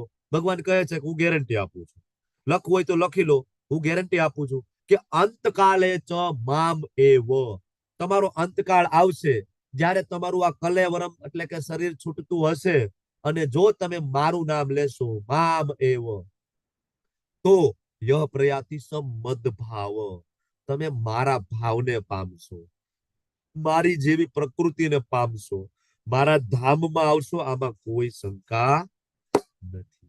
અહીંયા ક્યાંય એવું નથી લખ્યું કે અંતકાલે તમે આને યાદ કરો, પેલાને યાદ કરો, ફલાણે યાદ કરો. અંતકાલે નિરાકારને યાદ કરો, અંતકાલે ઓમ બોલો, અંતકાલે બ્રહ્મ, નિરાકાર, દેવી દેવતા, ચાદર, કબર, ફલાણું ઢેકણું, કઈ વાત નથી. એકદમ ક્લિયર કટ છે. શું? અંતકાલે ચ મામ એવ. મામ એટલે કોણ બોલી રહ્યું છે? મામ એટલે કૃષ્ણ. બરાબર ને? કૃષ્ણને યાદ કરો. હજી આને હજી આચાર્યો કે છે અંતકાલે ચ નામ એવ, નામ, મામ એવ અને નામ એવ. અંતકાલે મોઢામાં રામ હોય અને મુખમાં કૃષ્ણ હોય અને આવી રીતના જો શરીર છૂટશે તો અને તો જ ભગવત ધામ પ્રાપ્ત થાય, બીજો કોઈ રસ્તો નથી.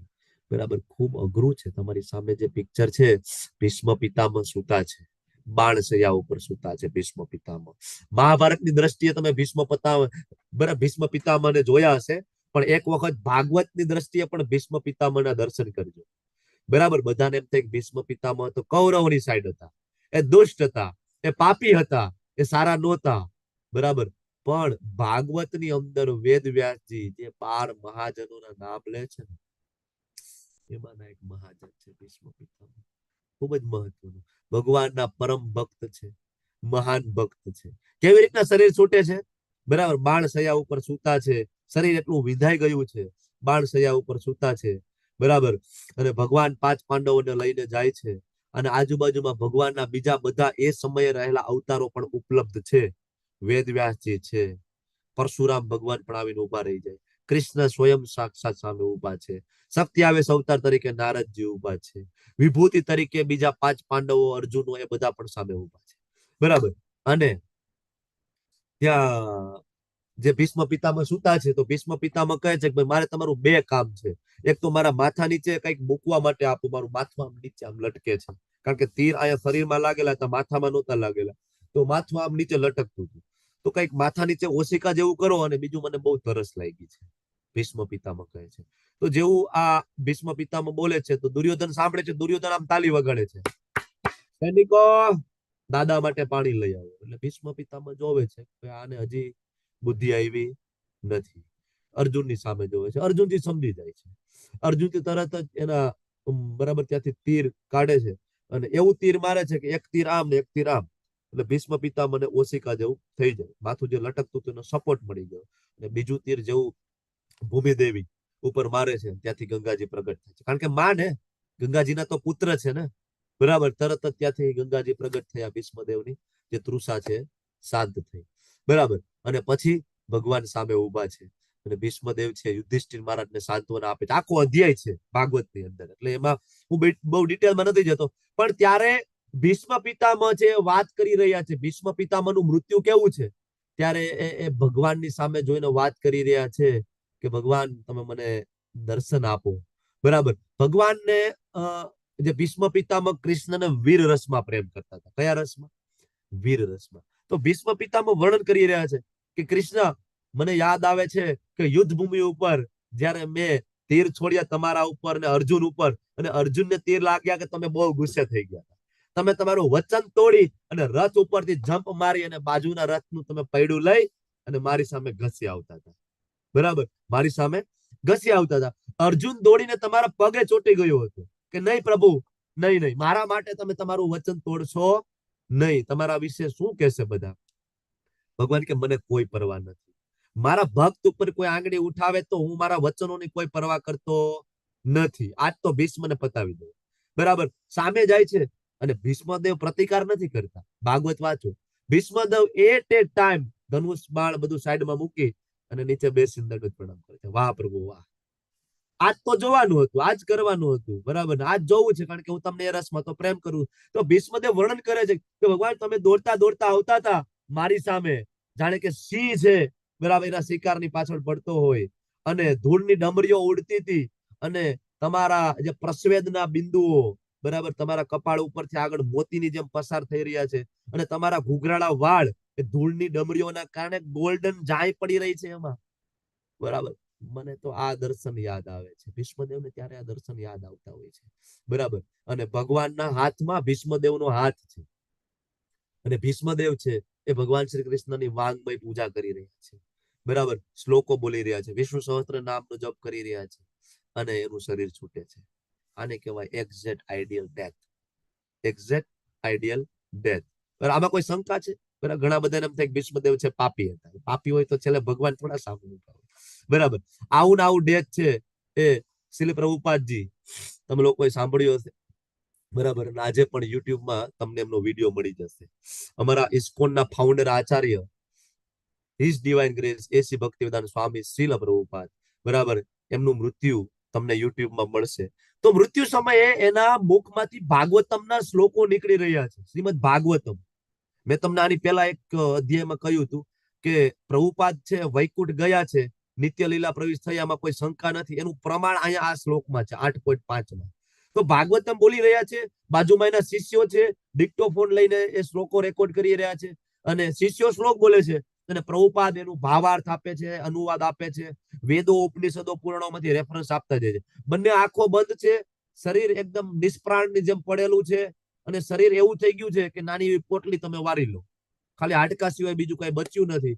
ડોક્ટરો બધા મીટરો મૂકી રહ્યા છે, અને ડોક્ટરો બધા આશ્ચર્યચકિત છે કે આ દાદા આ કન્ડિશનમાં વિચારીને વેદોમાંથી રેફરન્સ કેવી રીતના આપી શકે છે કે આ સમયે કોઈ વ્યક્તિ જોઈને પણ વાંચી ના શકે. યાદ કરાવો તો ઓળખે નહીં. તમે જોવો આપણી આજુબાજુમાં એવા કેટલા બધા વ્યક્તિ મૃત્યુની નજીક હોય, તમે જેને કહો ઓળખો છો, ઓળખે જ નહીં. આખી જિંદગી તમે એની બાજુમાં રહ્યા હોય તમને ઓળખે નહીં, કે ખોટી વાત છે. બરાબર. અને પ્રભુપાદ છે એ વેદો ઉપનિષદો પુરાણોમાંથી ભાવાર્થ આપી રહ્યા છે, તાત્પર્ય આપી રહ્યા છે, અને એ બોલતા બોલતા એનું શરીર છૂટે છે. આજે પણ યુટ્યુબમાં વિડીયો અવેલેબલ છે.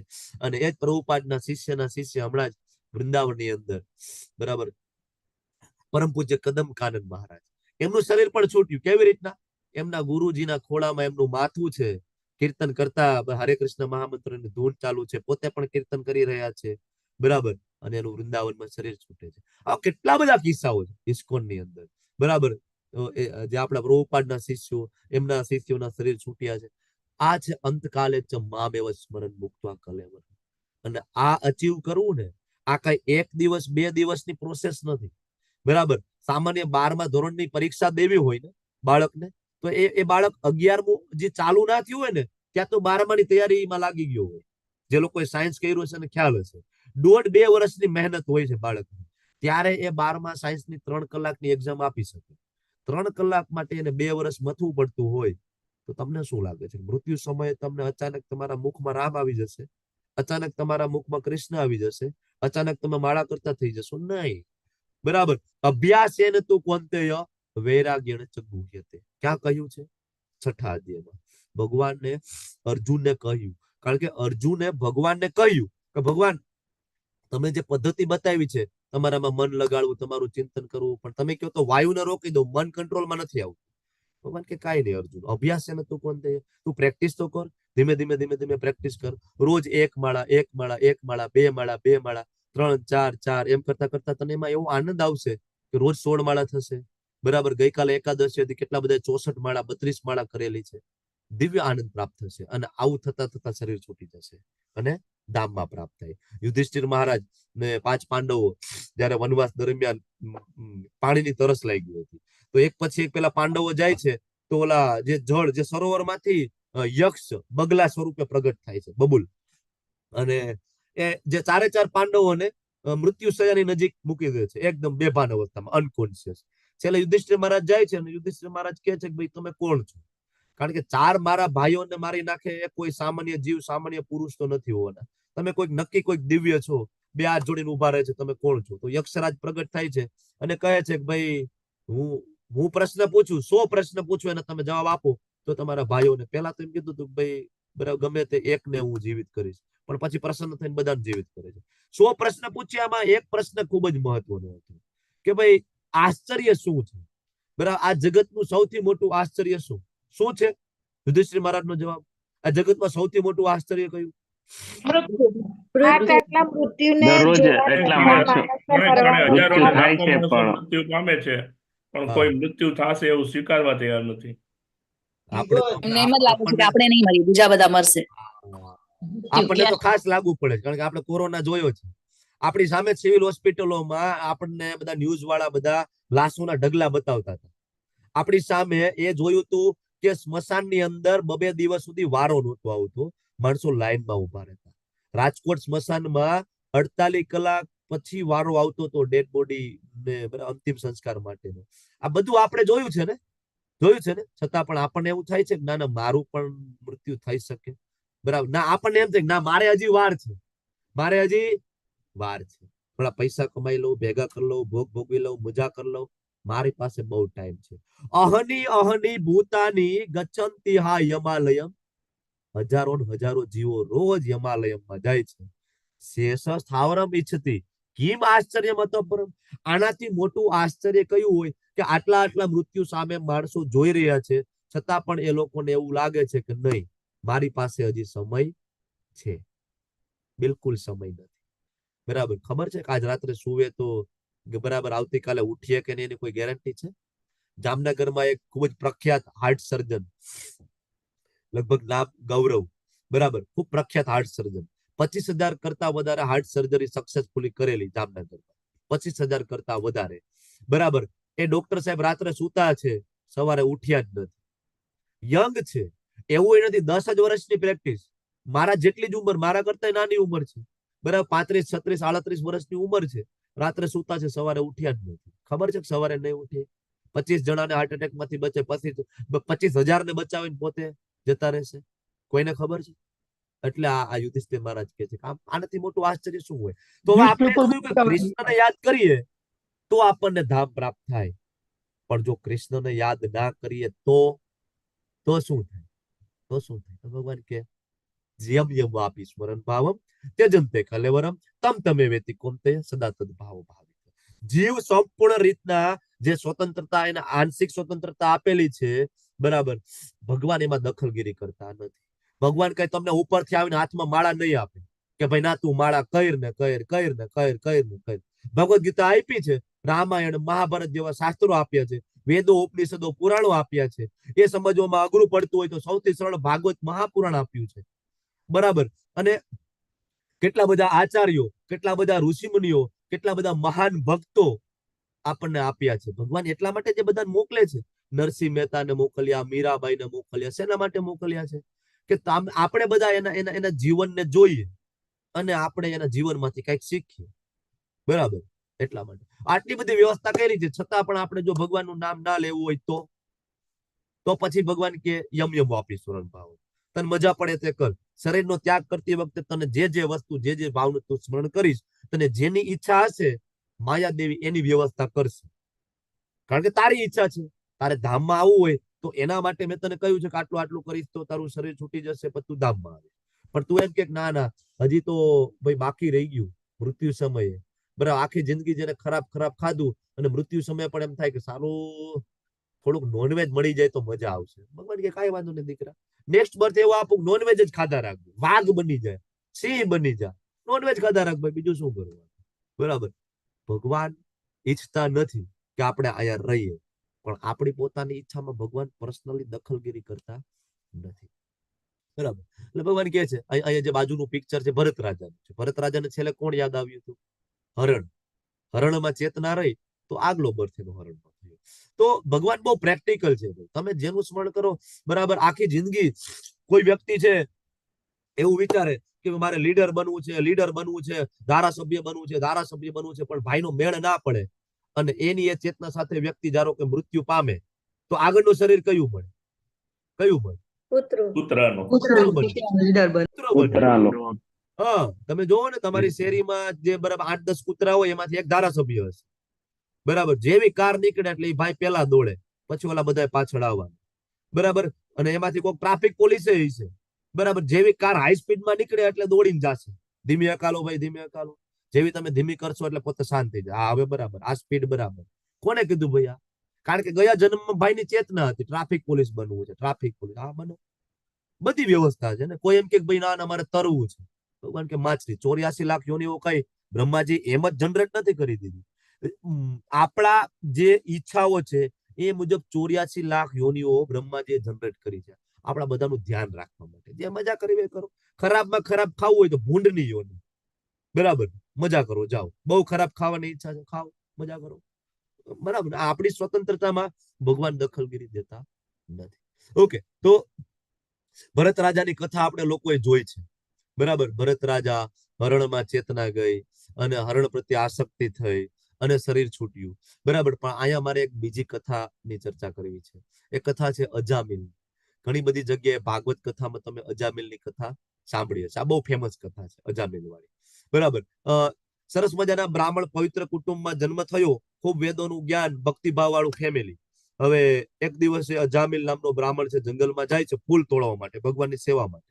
એ સમયે કે ઓલું ઘરે ઘરે ફૂલના જબલા પડા દઈ, બરાબર, કોઈ દઈ જાતા નહીં, બરાબર, જંગલમાં તોડવા જવા પડતા. તો ગયા. હવે જેવો એ ફૂલ તોડવા ગયા ને તો બાજુમાંથી અવાજ આવતો હતો, બરાબર, ત્યાંથી હસવાનું. તો એક વેશ્યા સ્ત્રી અને એક શુદ્ર પુરુષ એ બંને વ્યસ્ત હતા પોતાના કાર્યકલાપોમાં, હી હી હા હા, બરાબર. તો અજામિલની નજર પડી, પણ અજામિલને ખ્યાલ આવી ગયો કે ભાઈ આ બધું જોવે અને આપણે ફસાઈ જઈશું, બરાબર. કારણ કે એ બંને એક તો નશામાં હતા, પાછા કઈ ભાન જ નહોતું. એટલે અજામિલ ત્યાંથી દૂર જવાની કોશિશ કરી, નીકળી ગયા. પણ ઓલું પૂર્વજન્મનું બીજ હોય ને એટલે એને એમ થયું કે ભાઈ હાલ ને જોવામાં શું વાંધો, જોવામાં આપણે ક્યાં ઇન્વોલ્વ થવું, જોવામાં શું વાંધો. તરત જઈને જોવે છે અજામિલ. જેવો અજામિલ જોવે છે ને, બરાબર, જોવે છે ને એટલે એમાં આસક્તિ, બરાબર. તરત જ શું થાય છે? ધ્યાય તો વિષયાન પુંસ સંગસ તે સુપજાય. બીજો અધ્યાય 62મો અને 63મો શ્લોક આપણે બીજા અધ્યાયમાં ચર્ચા કરી હતી. કોઈ વ્યક્તિનું પતન થાય તો રાતોરાત ન થાય, આખી એક ચેન છે. ધ્યાયતોથી ચાલુ થાય અને છેક પ્રણશતી સુધી પૂરું થાય, બરાબર. તો અહીંયા તો ધ્યાયતો થયું કે જોયું, પછી ચિંતન ચાલુ થયું. ઘરે ગયો, પત્નીને કીધું કે મારી સેવા કરીને તું બહુ થાકી જતી હશો ને, એકાદી કામવાળી રાખી લઉં. ના ના ભાઈ, હવે તમે મારા પતિ, તમારી સેવામાં મને શું થાક લાગે? તો કે ના ના, એક કામવાળીની તો જરૂર જ છે. એમ કરીને ઓલી પાસે જાય છે. કોની પાસે? વેશ્યા પાસે. કે તું આવ ઘરે. તો ઓલી વેશ્યા કે ભાઈ હવે તમે બ્રાહ્મણ, હું વેશ્યા, આપણું તો કેવી રીતના બંનેનું બરાબર ચાલશે ભેગું? તો કે ના ના, ગમે તે થાય તું આવ ઘરે. તો કે મારે તો રોજ 100 સોના મહોરો જોઈએ, પીવા દારૂ જોઈએ, મદિરા જોઈએ, નોનવેજ જોઈએ. હવે આ તો ભાઈ પ્રેમમાં પાગલ, બરાબર. તો કે ભાઈ જે કાંઈ હોય હું બધી વ્યવસ્થા કરીશ, બરાબર. અને પછી ગયા, લઈને ગયો ઘરે. એટલે ઓલા બ્રાહ્મણના માતા પિતા તો તરત બિચારા ઘર છોડીને જતા રહે, બરાબર. કે ભાઈ આ બ્રાહ્મણ કુટુંબમાં જન્મીને મારો દીકરો આવું કરે, બરાબર. આખા સમાજમાં નામ બરાબર ખરાબ થઈ ગયું. બધા દાન દક્ષિણા આપવાનું બધા બંધ કરી દીધું. પત્નીને મારીને કાઢી મૂકી, બરાબર. અને હવે દાન દક્ષિણા આપવાનું બધું બંધ કર્યું બ્રાહ્મણને. તો હવે ખાઈશું અને ઓલીને 100 સોના મહોરો ક્યાંથી આપે? તો એવરી ડે રોજ પછી તો ચાલુ થયું શું? ચોરી, જુગાર અને છેલ્લે બાકી હતું તો ખૂન, મર્ડર, આ બધા કામ ચાલુ થયા, બરાબર. 25 વર્ષની વયથી લઈને 80 વર્ષ સુધી અજામિલ એ વેશ્યા સાથે રહ્યો, 10 પુત્રો થયા એ વેશ્યાથી, અને આજ એનું જીવન રહ્યું, ખરાબમાં ખરાબ પ્રવૃત્તિ. પણ ઓલી 25 વર્ષ આગળ જે ભક્તિ કરેલી હતી ને, તો ભગવાન બહુ દયાળુ છે, કૃષ્ણ બહુ કૃપાળુ છે, બરાબર. તો એને શું કર્યું કે ભગવાન એના ભક્તોને અજામિલને ત્યાં મોકલ્યા. અજામિલને ત્યાં ભક્તો ગયા અને અજામિલે કહ્યું કે 10મો પુત્ર જે આવે છે ને, એનું નામ તમે નારાયણ રાખજો. શું રાખજો? નારાયણ. બરાબર. હવે નારાયણ રાખ્યું, અને એક દિવસ અજામિલને બરાબર મૃત્યુ સમયે જે ઉધરસ ઉપડે એવી ઉધરસ ચાલુ થઈ, બરાબર. અને યમદૂતોના દર્શન થયા, અને અજામિલ ખૂબ ડરી ગયા, ખૂબ ડરી ગયા. હવે ડર લાગે ત્યારે કોણ યાદ આવે? મારો દીકરો, મારી દીકરી હજી નથી આવી, ક્યારે પહોંચશે? કારણ કે બીક લાગતી હોય. યમદૂતો ધીમે ધીમે ખેંચવાની કોશિશ કરે, યમપાસ ફેંકે એટલે બીક લાગે, તો આપણને યાદ આવે. ભગવાન ન યાદ આવે, કારણ કે ભગવાન પ્રત્યે પ્રેમ નથી ને, એટલે ભગવાન નો યાદ આવે, બરાબર. આ અજામિલને કોણ યાદ આવ્યું? મારો દીકરો નારાયણ, નારાયણ, નારાયણ, આવું યાદ કરે છે. જેવું નારાયણ નું નામ લે છે, ત્યાં તરત ત્યાં વિષ્ણુ દૂતો પ્રગટ થયા ચતુર્ભુજ સ્વરૂપમાં, બરાબર. અને ઓલા યમદૂતોને કહ્યું, ઉભા રહો, તમે આને લઈ જઈ શકો નહીં. યમદૂતો કે ભાઈ અમને રોકવા વાળું કોણ? આજ સુધી તો કે અમને કોઈ રોક્યું નથી, કે તમે કોણ? તો કે તમને ખબર છે, આને અમારા ભગવાનનું નામ લીધું છે, નારાયણનું, અને જે કોઈ નારાયણનું નામ લે છે એ તમારા કાર્યક્ષેત્રમાં નથી, તમને ખ્યાલ નથી?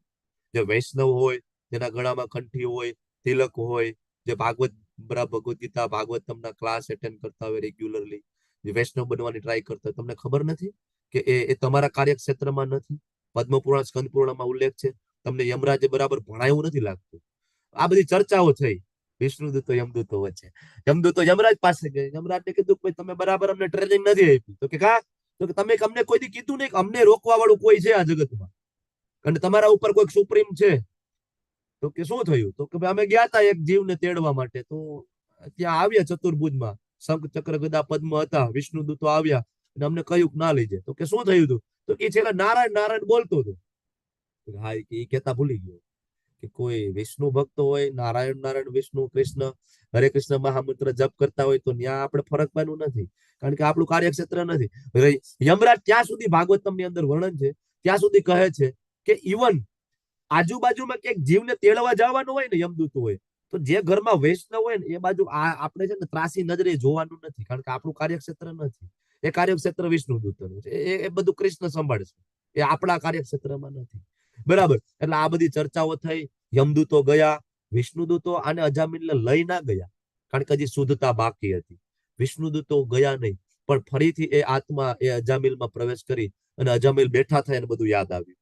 આ બધો સંવાદ સાંભળ્યો ને, તરત જ બધું પડતું મૂકીને ક્યાં જાય છે? હરિદ્વાર.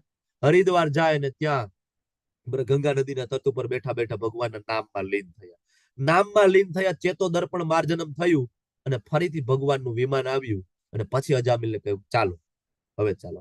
આ છે અંતકાલે ભગવાનના નામ લેવાનું મહત્વ. આ બહુ મહત્વની વસ્તુ છે. આપણા બાપ દાદા હતા ને, બહુ સાયન્ટિસ્ટ હતા. આપણને એમ થાય કે આપણા બાપ દાદાને બહુ ખબર નહોતી. આપણા બાપ દાદાએ શું નામ રાખ્યા હતા? આપણા બધાને આપણા પિતાજીને, એના પિતાજીના નામ શું હતા? રામજીભાઈ, નારણભાઈ, મોહનભાઈ, માધવભાઈ, કેશુભાઈ, આજ બધા નામ હતા ને, બરાબર ને? અત્યારે આપણે શું નામ રાખીએ છીએ? ચિંટુ, પિન્ટુ, મોન્ટુ. આમાં તો એવા અમુક નામ રાખે આપણે બોલતા ન આવડે. હવે આવા બધા નામ રાખી મૃત્યુ સમયે તમે એનું નામ લેશો, થાશે શું? આપણા પરદાદાઓ બુદ્ધિશાળી હતા. છોકરા 4 છોકરા હોય ને, 4 છોકરાનું નામ રાખી દે. એકનું નામ ભરત, એકનું નામ લક્ષ્મણ, એકનું નામ શત્રુઘ્ન. 4 માંથી જે યાદ આવે, કારણ કે 4 વિષ્ણુ અવતાર છે, બરાબર. 4 માંથી જે યાદ આવે. છેલ્લે રામ, રામ કઈ ગયો, મારો રામ કઈ ગયો, એમ કરીને ઓલો જે એનો પુત્ર રામ આવીને ઉભો રહે, તો ભગવાન કે કઈ વાંધો નહીં, મારું નામ લીધું છે, ચાલો લઈ લો, ઉપાડો. ભગવાન તો એટલા દયાળુ છે, એટલા કરુણા નિધાન છે. હવે તમને એમ થાય કે આ બહુ અઘરું છે પ્રભુજી, તમે એમ કહો છો કે રોજ રોજ આ બધું ભગવાનનું નામ લેવું, માળા કરી, મંગલા આરતી કરવી, બહુ અઘરું છે. ત્યારે ભગવાન આગળ કે છે 7મા શ્લોકની અંદર, શું કે છે? તસ્માત સર્વેષુ કાલેષુ મામ અનુસ્મર યુદ્ધ છે. યુદ્ધ કરવાનું છે, બરાબર. યુદ્ધ કરવાનું છે. કયું યુદ્ધ? સવારે ઉઠીને સાંજ સુધી જે આપણું યુદ્ધ ચાલી રહ્યું છે ને, યુદ્ધ કરવાનું છે. જોબ કરવાની છે, બિઝનેસ કરવાનો છે, ગૃહિણીનું કામ કરવાનું છે, કારણ કે એ બધું યુદ્ધ જ છે ને. જોબ ઉપર જાય શું છે? યુદ્ધ છે. બિઝનેસ શું છે? યુદ્ધ છે, બરાબર. બાળકોએ બરાબર એક્ઝામ આપવાની, પરીક્ષાઓ દેવા શું છે? યુદ્ધ છે. તો આ યુદ્ધ કરવાનું છે. પણ એની પહેલા એક કામ કરવાનું છે. શું? તસ્માત સર્વેષુ કાલેષુ મામ અનુસ્મર, મારું સ્મરણ કરો અને પછી યુદ્ધ ઉપર નીકળી જાઓ. સવારે આવો મંગલા આરતીમાં 4:30 વાગે. 4:30 વાગે સાથે મળીને મંગલા આરતી કરીશું આપણે આવતીકાલે. બરાબર, થોડી વાર તમે જપા સેશનમાં જોડાઈ જજો. આપણે સાથે મળીને બધા થોડી વાર હરે કૃષ્ણ મહામંત્રનો જપ કરીશું, માળા કરીશું. પછી તમે યુદ્ધમાં નીકળી જાઓ. આખો દિવસ જોબ કરો, બિઝનેસ કરો. કૃષ્ણ આખો દિવસ યાદ ના આવે તો મને કહેજો. 21 દિવસ ખાલી આ પ્રેક્ટિકલ કરીને જોવો ને પછી મને એમ કહો ના ના પ્રભુજી તમે ખોટા હતા, મંગલા આરતી કરી પણ અમને આખો દી કૃષ્ણ યાદ નથી આવતા. મારી ગેરંટી છે કે સવારે ઉઠતા જ ભગવાન યાદ આવશે, રાત્રે સૂતી વખતે તમને ભગવાન યાદ હશે. કારણ કે શું કામ? કારણ કે ઉઠવાનું કેટલા વાગે? 4 વાગે. 4 વાગે ઉઠવું હોય તો વહેલું સૂવું પડે. વહેલું સૂવું હોય તો સૂતી વખતે કોણ યાદ હોય? મારે મંગલા આરતીમાં ઉઠવાનું છે, ભગવાન માટે ઉઠવાનું છે. બરાબર, ઊંઘમાં સુઈ ગયા, આંખ બંધ થઈ ગઈ, કોને યાદ કરીને સુતા છો? કૃષ્ણને. હવે શરીર છૂટી ગયું નિંદરમાં તો કઈ ચિંતા નથી. કોને યાદ કરીને સુતા હતા? કૃષ્ણને. બાકી હોરર મૂવી જોઈને સુતા હોય તો પછી શું થાય છે? બરાબર ને? મોટા ભાગના માણસો શું કરે છે? મોબાઈલ જોતા જોતા, ટીવી જોતા જોતા સુવે છે અને પછી મૃત્યુ થાય તો ગતિ શું થવાની છે? એ અમ વાપીશ્વરન ભાવ. ભગવાન કે ભાઈ તમને જે ઈચ્છા હોય તે. એટલે સવારમાં ઉઠીને આ કાર્યક્રમ કરો. તસ્માત સર્વેષુ કાલેષુ મામ અનુસ્મર યુદ્ધ ચ. તારી બુદ્ધિ મયા અર્પિત, મને અર્પણ કર. તારું મન અર્પણ કરવું, જપ. મયા અર્પિત મનો, મન, બુદ્ધિ, તારી બુદ્ધિ. બરાબર, તો સવારમાં તમે મન અર્પિત કરી દીધું જપ કરીને. અત્યારે તમે શું કરો છો ક્લાસમાં? તમારી બુદ્ધિ અર્પણ કરો છો. મયા અર્પિત મનો બુદ્ધિ. તારું મન મને આપી દે, તારી બુદ્ધિ મારામાં સ્થિર કર અને મામે વેશ્યસી અસંશય. કોઈ શંકા નથી, તું નિશ્ચિતપણે મારા ધામમાં આવીશ. પ્રભુપાદે જે આ આપ્યું છે ને, આપણું જે શેડ્યુલ, એટલું બધું પ્રેક્ટિકલ શેડ્યુલ આપ્યું છે અને એટલું શાસ્ત્ર મુજબ શેડ્યુલ આપ્યું છે કે પતન થવાના ચાન્સીસ રેર ચાન્સીસ છે. કોઈ કૃષ્ણ ભાવનામૃતમાં આવે ને ઇસ્કોનમાં આવે અને જો એમાં સ્ટેબલ રહે, સ્થિર રહે અને ભગવત પ્રાપ્તિ ના થાય, કોઈ શંકા જ નથી. એવું ધેટ ઇઝ ઇમ્પોસિબલ. કારણ કે પ્રભુપાદે એટલું સુંદર શેડ્યુલ આપ્યું છે. સવારના 4:30 વાગે ચાલુ થાય, બરાબર, ભગવાનની આરતી થાય, નરસિંહદેવની આરતી થાય, તુલસી મહારાણી આરતી થાય, બધા ચરણામૃત લે. ચરણામૃત પીવાના ખાલી ફાયદા હું તમને કહું ને તો ખાલી ચરણામૃત પીવાથી ભગવત ધામ મળે. પ્રભુપાદે તો બધું સાંકળી લીધું. ભગવાનની મંગલા આરતી, નરસિંહદેવની આરતી, તુલસી મહારાણીના સ્પર્શ માત્રથી બ્રહ્મ હત્યા જેવું મહાન પાપમાંથી તમે બચી શકો. તો તુલસી મહારાણીની આરતી પણ બરાબર પ્રભુપાદે સાંકળી લીધી. પછી નામ જપ, બરાબર, નામ જપ પૂરો થાય, દર્શન આરતી, ભાગવતમનો ક્લાસ અને ભગવદ ગીતા. સવારના 4:30 થી શેડ્યુલ ચાલુ થાય અને 9, 9:30, 10 વાગ્યા સુધીમાં શેડ્યુલ જે પૂરા થાય, ટોટલ પેકેજ આવી ગયું. આની બહાર કાંઈ નથી. અને આટલું જો કોઈ રેગ્યુલર કરતું હોય, એમાં કોઈ શંકાને સ્થાન નથી કે એનું મૃત્યુ થાય ને ભગવત પ્રાપ્તિ ના થાય. બરાબર, ગેરંટી આપેલી છે. ભગવાનના પરમ ભક્ત શ્રી પ્રભુપાદે ગેરંટી આપેલી છે. અહીં બાજુમાં પિક્ચર જોવો છો, તમને એમ થાય કે મારી પાસે ટાઈમ નથી. તમે કયો છો મારી પાસે ટાઈમ થી મારાથી ના ઉઠાય. આ બાજુનો ફોટો છે, કોણ છે? કોણ છે? ફોર્ડ કંપનીના માલિક છે.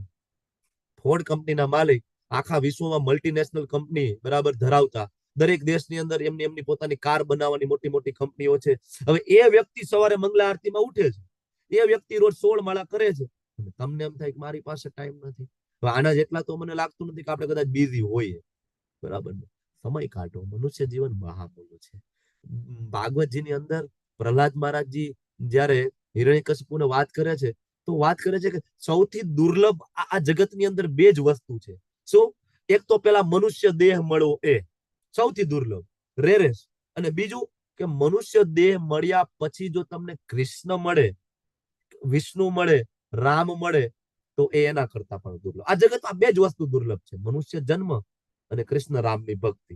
બાકી બધું મળી જાય. આ 2 વસ્તુ બહુ દુર્લભ છે.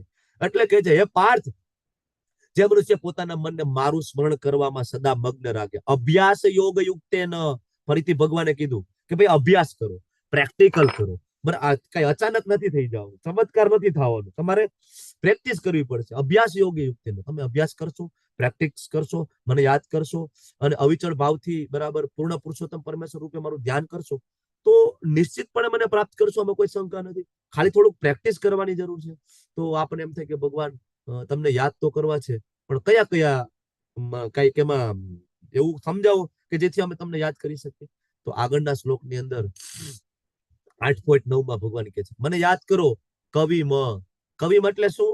સર્વજ્ઞ. કવિમાં એટલે ઓલા કવિ નહીં જે ઓલા પોએટ લખતા હોય, કવિતા લખે, બરાબર. કવિમનો અર્થ છે ભૂત ભવિષ્ય અને વર્તમાન બધું જાણનાર છે. પુરાણ, ભગવાન કેવા છે? પુરાણ. પુરાણ એટલે એવું નહીં કે આમ ગઈડા થઈ ગયા, બરાબર, કે ભાઈ સૌથી પુરાણ છે એટલે કૃષ્ણ એકદમ ઘરડા થઈ ગયા, સફેદ કલરની દાઢી, સફેદ કલરના વાળ. અને કુરુક્ષેત્રની યુદ્ધભૂમિ પર કૃષ્ણની ઉંમર કેટલી હતી? કેટલી હતી? 85 થી 90 વર્ષની વચ્ચે. આવું કે છે, ક્યાંક 100 વર્ષની આસપાસ લખેલી છે. હવે 85 વર્ષ હોય કે 100 વર્ષ હોય, આજકાલ કોઈ 100 વર્ષના હોય તો હાલત કેવી હોય? તમે કૃષ્ણનો ફોટો ક્યારે જોયો કે એકદમ ઘરડા થઈ ગયા, હાથમાં લાકડી છે, ને અર્જુનને કહે છે અર્જુન કમરનો દુખાવો છે ભાઈ, છે ટેકો કરતો આગળ સારથી તરીકે બેહવામાં, કે છે કે આવું સાંભળ્યું નહીં? કૃષ્ણ કેવા છે? પુરાણમ. સ્વયં બ્રહ્માજી લખે છે અદ્વૈતમ અચ્યુતમ અનાદિમ અનંત રૂપમ આદ્યમ પુરાણમ પુરુષમ, અને ત્યાં બ્રહ્માજી ઉમેરે છે નવ યૌવનમ. કોઈ દિવસ રામચંદ્રજીનો ફોટો જોયો છે મોટી મોટી મૂછું વાળો? જોયો છે? કૃષ્ણનો મોટી મોટી મૂછું વાળો ફોટો હોય જ નહીં, કારણ કે મૂછનો દોરો કોઈ દી ફૂટ્યો જ નથી. નહીં તો રામચંદ્રજીને, નહીં તો કૃષ્ણને. નેવર. દિવ્ય શરીર છે, આપણા જેવું શરીર નથી. ઘણા બધા એમ કે સામાન્ય મનુષ્ય છે, નહીં. ભગવાન છે એ કપટ મનુષ્ય કહેવાય, વેદોમાં એનો ઉલ્લેખ છે. તો પુરાણ, બરાબર. એના પછી અનુશાસિતારમ, બધાના કંટ્રોલર. અલ્ટિમેટલી અનુશાસન, બધા ઉપર એનું કંટ્રોલ છે. અણોઅણ્યાસમ, ઝીણામાં ઝીણી નાનામાં નાની વસ્તુમાં પ્રવેશે. અનુસ્મરે તો કલ્પનાથી પરે. સર્વસ્ય ધાતારમ, બધાનું ધારણ કરમ. અચિંત્ય, કલ્પનાથી પરે. અને આદિત્ય વર્ણમ, બરાબર, સૂર્ય સમાન. અને તમસ પરસ્તાદ, બરાબર, આપણને બધાને અંધકારમાંથી બહાર લઈ જાય, એને કહેવાય ભગવાન. તો કે આ રીતના મને યાદ કર. હવે ભગવાન 14મા શ્લોકમાં કહે છે, બરાબર.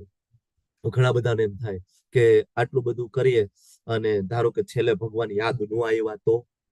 બરાબર, સામાન્ય પ્રશ્ન તો થાય ને કે ભાઈ હાલો તમે કીધું માળા કરો અને માળા કરી, પણ છેલ્લે નો યાદ આવ્યા તો? તો ભગવાન કે અનન્ય ચેતા સતતમ, જે લોકો સતત અનન્ય ચેતના દ્વારા મને યાદ કરે છે, મારું ચિંતન કરે, મારું સ્મરણ કરે છે, યો મામ સ્મરતિ નિત્યસઃ તસ્ય અહમ સુલભ પાર્થ. એના માટે તો હું સુલભ છું, એને ક્યાં ચિંતા કરવાની જરૂર છે? નિત્યયુક્તસ્ય યોગીન, એને કઈ ટેન્શન લેવાની જરૂર નથી. એના માટે અર્જુન હું સુલભ છું. પણ આપણે તો અહીંયા ભૌતિક જગતમાં મજા આવે છે એટલે આપણે માળા કરતા નથી ને આપણે આયના રહેવું છે. આપણે એમ થાય કે અહીંયા મજા કરશું, આયના રહેશું, કેટલો અહીંયા આનંદ છે, બરાબર. ભગવાન પોતે એમ કે છે દીકરા અહીંયા તને કોઈ દી આનંદ મળશે નહીં. 8.15 શું કે છે? મામુ પેત્ય પુનર્જન્મ દુઃખાલયમ અશાશ્વતમ. આ જગત કેવું છે? દુઃખાલયમ. જેને આ બનાવ્યું છે એને એના ઉપર લેબલ માર્યું છે. શેનું? દુઃખાલયમ. રૂગ્ણાલય હોય તેમાં દર્દી મળે, ઔષધાલયમાં ઔષધ મળે, ભોજનાલયમાં ભોજન મળે. દુઃખાલયમાં શું મળશે? દુઃખ. અને શેની શોધમાં છીએ આપણે સવારથી સાંજ સુધીમાં? સુખ મળશે જ્યાં છે જ નહીં, બરાબર. સુખ શેમાં શોધીએ છીએ? બીજા પુરુષોમાં, બીજા સ્ત્રીમાં, બરાબર, બીજા સંબંધોમાં, પૈસામાં, રૂપિયામાં, ગાડીમાં, બંગલામાં. હવે એક ભિખારી બીજા ભિખારીને શું આપી શકવાનું? બધા જ ભિખારી છે, કોઈ પાસે છે જ નહીં, તમને આપશે ક્યાંથી? સુખ જ નથી, બધા જ દુઃખી છે. તમે નજર, બરાબર, નજર દોડાવી જુઓ, બધા જ દુઃખી. અને તમે અપેક્ષા રાખો કે ના મને એની પાસેથી સુખ મળશે.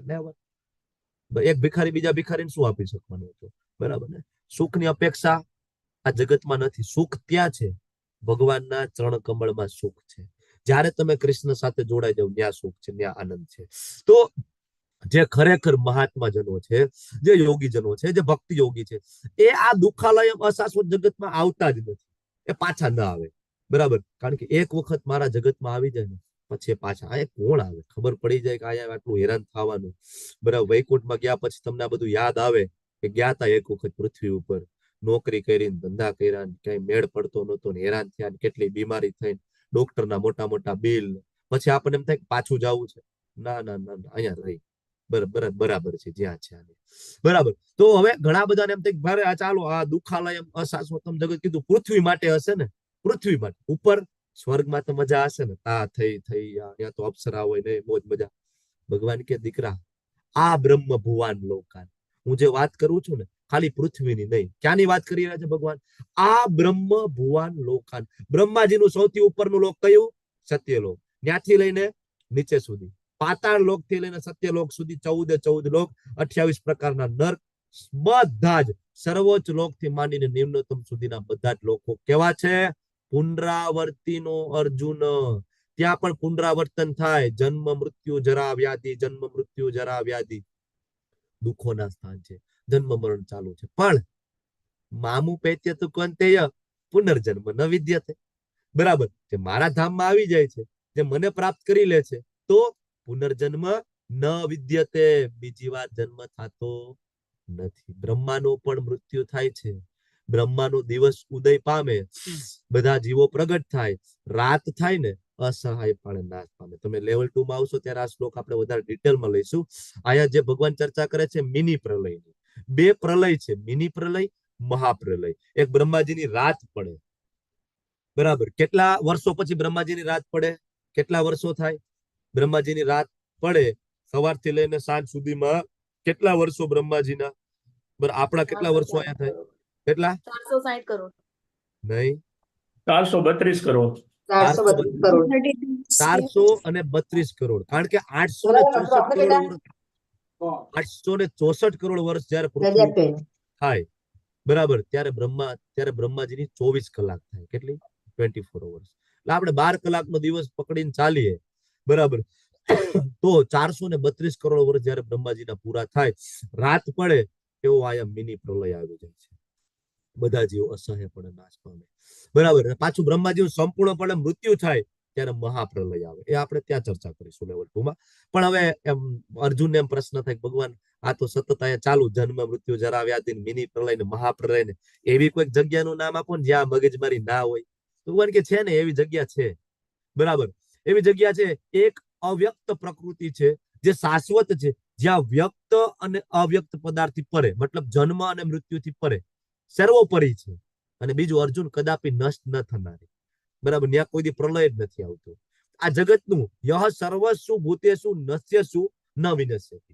ભગવાન શું કહે છે કે આ જગતનું સર્વેષુ ભૂતેષુ નશ્યસુ, બધું અહીંયા નાશ પામે, ન વિનશ્યતિ, ત્યાં વિનાશ થતો નથી. અચ્છા, એ જગ્યા કઈ છે ભગવાન? એના વિશે તો જાણ કરો, અમારે ત્યાં જવું છે. તો ભગવાન 21મા શ્લોકમાં કહે છે, અવ્યક્તો અક્ષરમ ઇત્યુક્ત તમાહુ પરમામ ગતિ. અવ્યક્તો અક્ષર એ ભગવાનનું ધામ છે. કેવું છે? ઘણા બધા એને અક્ષરધામ કહે છે, ઘણા બધા એને ગોલોક કહે છે, ઘણા બધા એને વૈકુંઠ કહે છે. આ બધા શબ્દ સાંભળ્યા હશે તમે, બરાબર. ભગવાનના ધામને અક્ષરધામ કહેવાય. અક્ષરધામ કોનું છે? એ કૃષ્ણનું છે, બીજા કોઈનું નથી. કારણ કે કહે છે, હું નથી કહેતો, 8.21, અવ્યક્તો અક્ષર એ મારું ધામ છે. અક્ષર, અક્ષર એટલે જેનો ક્ષય કોઈ દી થતો જ નથી. એ અક્ષર એ મારું છે, મારું ધામ છે. વેદાંતિઓ એને અપ્રગટ, બરાબર, અવિનાશી કહે છે. અને પરમામ ગતિ, જેને પરમ ગતિ પણ કહેવાય છે. અને યમ પ્રાપ્ય ન નિવર્તનતે, એક વખત કોઈ જો એને પ્રાપ્ત કરી લે તો ન નિવર્તનતે, પાછું આવવાનું રહેતું નથી. તદ્ધામમ પરમમ. કૃષ્ણ એમ કે છે કે એ ધામ મારું છે. કૃષ્ણ એવું નથી કહેતા કે હા મારું ધામ એવું છે, બીજાનું ધામ એવું છે, ત્રીજાનું ધામ એવું છે, જ્યાં જાવ બધાય ધામ છે. કૃષ્ણ બહુ ક્લિયરલી ભગવદ ગીતામાં કહે છે કે મારું એકલાનું ધામ એવું છે કે જે ત્યાં ગયા પછી પાછું આવવું પડતું નથી. એટલા માટે મેં તમને 5મા અધ્યાયમાં ગોલોક ચાર્ટ ભણાવ્યો હતો, તમને યાદ હોય તો.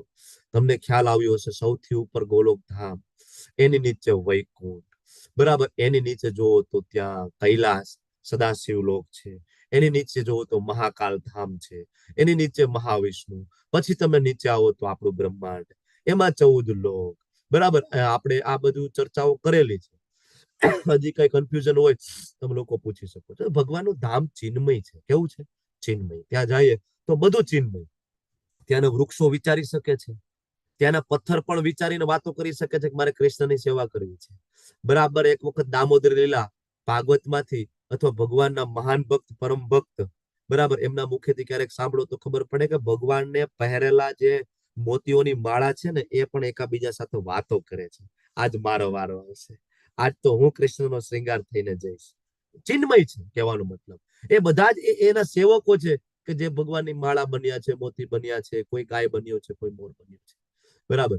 એટલે ભગવાનના મહાન ભક્ત રાજા કુલશેખર, બરાબર, એ ભગવાનને પ્રાર્થના કરે છે, ભગવાન અત્યારે મારી ચેતના, મારું જે શરીર સ્વાસ્થ્ય બધું પરફેક્ટ છે, અત્યારે જ મારું મૃત્યુ થઈ જવા દો ને, તમારા ચરણ કમળની જે દાંડી છે એમાં મને અત્યારે પ્રવેશ કરવા દો ને, પછી કે મારું ગળું રૂંધાઈ જશે તો, મૃત્યુ સમયે ગળામાં કફ ભરાઈ જાય, તમારું નામ નહીં લઈ શકું તો, બરાબર કે છે. તો તમને એ લોકોને ખાતરી છે કે આ જગત દુખાલયમ છે કે મજા આવે છે? પ્રભુજી બહુ મજા આવે છે. તમે વાત કરો છો દુખાલયમ છે, ભગવાન કે છે, પણ એકવાર ભગવાનને કયો આ નીચે આવે, first day first show movie જોવા જાય, શિમલા જાય, સ્વિટ્ઝરલેન્ડ જાય, પેરિસ જાય, કેટલી મજા છે. ભગવાન કે દીકરા બધું મેં જ બનાવ્યું છે. આખે આખું જગતમાં તું જે જોવે છો, શિમલા જોતો હોય, સ્વિટ્ઝરલેન્ડ જોતો હોય, પેરિસ જોતો હોય, બધું કોને બનાવ્યું છે? મેં. અહમ સર્વસ્ય પ્રભવો. 10.8 શું કહ્યું? અહમ સર્વસ્ય પ્રભવો. બધાના ઉત્પત્તિ કરતા હું, પ્રભવ પ્રલય કરનાર પણ હું. બરાબર. તો ભાઈ મને ખબર હોય ને મેં બનાવ્યું છે, મેન્યુફેક્ચરર હું છું, હું તને કહું છું દુખાલય એમ, તું ક્યાંય મજા આવે છે? કાંઈ વાંધો નહીં, કર આનંદ. બરાબર. અને આ 28મા શ્લોકમાં ભગવાન કન્ક્લુઝન આપે છે, છેલ્લો શ્લોક છે. ઘણા બધાને એમ થાય પ્રભુજી તમે એમ કહો છો માળા કરીએ, ભક્તિ કરીએ, આના કરતા યજ્ઞ કરી તો નહીં સારું? બરાબર. ઘણા બધાને એવું બધું બહુ ગમે. જનરલી સસ્તી વસ્તુ હોય ને, બરાબર, એમાં આપણે બહુ રસ ના પડે. હમણાં એમ કહી તમે કોકને એમ કહો કે અમારી ઘરે યજ્ઞ છે આવજો, એટલે સામે વાળાને શું થાય કે પ્રભુજીને ઘરે યજ્ઞ હશે, 8-10 બ્રાહ્મણો આવ્યા હશે, વચ્ચે મોટો હવન કુંડ હશે ને બ્રાહ્મણો બોલતા હશે સ્વાહા સ્વાહા, અને ધુમાડાના ગોટે ગોટા, બરાબર, બધાને આંખો બળતી હોય, ધબધબાટી બોલતી હશે, બરાબર, એટલે આને કહેવાય યજ્ઞ. તો હોય કે કઈક કર્યું કહેવાય કે આ ભક્તિ બરાબર છે. આપણે એમ કહી કે આવજો ઘરે, આપણે યજ્ઞ કરવો છે, કયો? નામ જપ યજ્ઞ, જે કૃષ્ણએ કીધું છે ભગવદ ગીતામાં, યજ્ઞ નામ જપ યજ્ઞ છે. ઘરે બોલાવો ને આપણે એમ કહી આવી, આલ્યો આ બધાને એક એક માળા આપી દો, બેસો. શું કરવાનું? યજ્ઞ, માળા કરવાની. બેસી જાઓ, કરો આંખ બરાબર અડધી ખુલીને અડધી બંધ કરો, ચાલુ હરે કૃષ્ણ કૃષ્ણ કૃષ્ણ હરે હરે, હરે રામ રામ રામ હરે. એટલે 15મી મિનિટમાં કોઈ દેખાશે નહીં. તમે આંખ બંધ કરીને ખોલો કોઈ નહીં હોય, તમે એકલા બેઠા હોય, બધા ભાગી જશે. સસ્તું માણસોને પચતું નથી. કળિયુગની અંદર સૌથી સરળ રસ્તો આપ્યો છે. કેટલા બધા શાસ્ત્રો, હરિનામનો મહિમા આપેલો છે, પદ્મ પુરાણ, સ્કંદ પુરાણ, સ્વયં શિવજી માતા પાર્વતીનો સંવાદ, હું ગઈકાલે જ વાંચતો હતો. એટલા બધા શ્લોકો આપ્યા છે કે જે કળિયુગની અંદર, સતયુગમાં જે 10,000 વર્ષ તપશ્ચર્યા કરવાથી પ્રાપ્ત થાય, ત્રેતા યુગમાં 1,000 વર્ષ બરાબર જે યજ્ઞો કરવાથી પ્રાપ્ત થાય, દ્વાપર યુગની અંદર જે 100 વર્ષ સુધી જે અર્ચા વિગ્રહની પૂજા કરવાથી પ્રાપ્ત થાય, એ કળિયુગની અંદર 1 અહોરાત્ર ભગવાનનું નામ જપ કરવાથી પ્રાપ્ત થાય. 1 અહોરાત્ર એટલે 24 કલાક. સતયુગમાં જે 10,000 વર્ષથી પ્રાપ્ત થતું હતું ને, એ માત્ર 24 કલાક જો કોઈ ભગવાનના નામમાં લીન થઈ જાય તો એનું એ સેમ ફળ પ્રાપ્ત થાય છે. ભગવાન આ શ્લોકમાં એમ કહે છે. 8.28 બરાબર વાંચીએ. વેદે શું? વેદો વાંચવાથી જે પ્રાપ્ત થાય તે. યજ્ઞે શું? યજ્ઞો કરવાથી જે પ્રાપ્ત થાય તે. તપ શું? તપ કરવાથી જે ફળ પ્રાપ્ત થાય તે. અને દાને શું? ઘણા બધા એમ થાય કે આના કરતા દાન કરી, ઘણા બધા એમ થાય આના કરતા યજ્ઞ કરી, આના કરતા વેદો વાંચી. તો ભગવાન કહે છે દાને શું? યત પુણ્ય ફલમ પ્રદિષ્ટમ. આ બધાથી જે કઈ પુણ્ય ફળ મળે, અત્યંતી તત્સર્વમ ઇદમ વિદિત્વા, આ બધાના ફળને ઓળંગી જાય છે જ્યારે યોગી પરમ સ્થાનમ ઉપેતી ચ અધ્યમ, જે આદિ છે, જે કૃષ્ણ છે, જે સર્વોપરી સનાતન ધામ છે, એના જે માલિક છે, એની કોઈ જો ભક્તિ કરે. કારણ કે યોગીનો અર્થ શું છે? યોગીનો અર્થ યોગી નામ અપી સર્વેશામ મદગતે અંતરાત્મના શ્રદ્ધાવાન ભજતે યોમામ સમયુક્ત તમમત. જે 6ઠા અધ્યાયના અંતે યોગીની વ્યાખ્યા તમને આપી છે ભગવાને. તો એ યોગી, ભક્તિ યોગી જયારે ભક્તિ કરે છે તો એ અધ્યમ સર્વોપરી ધામને પામે છે.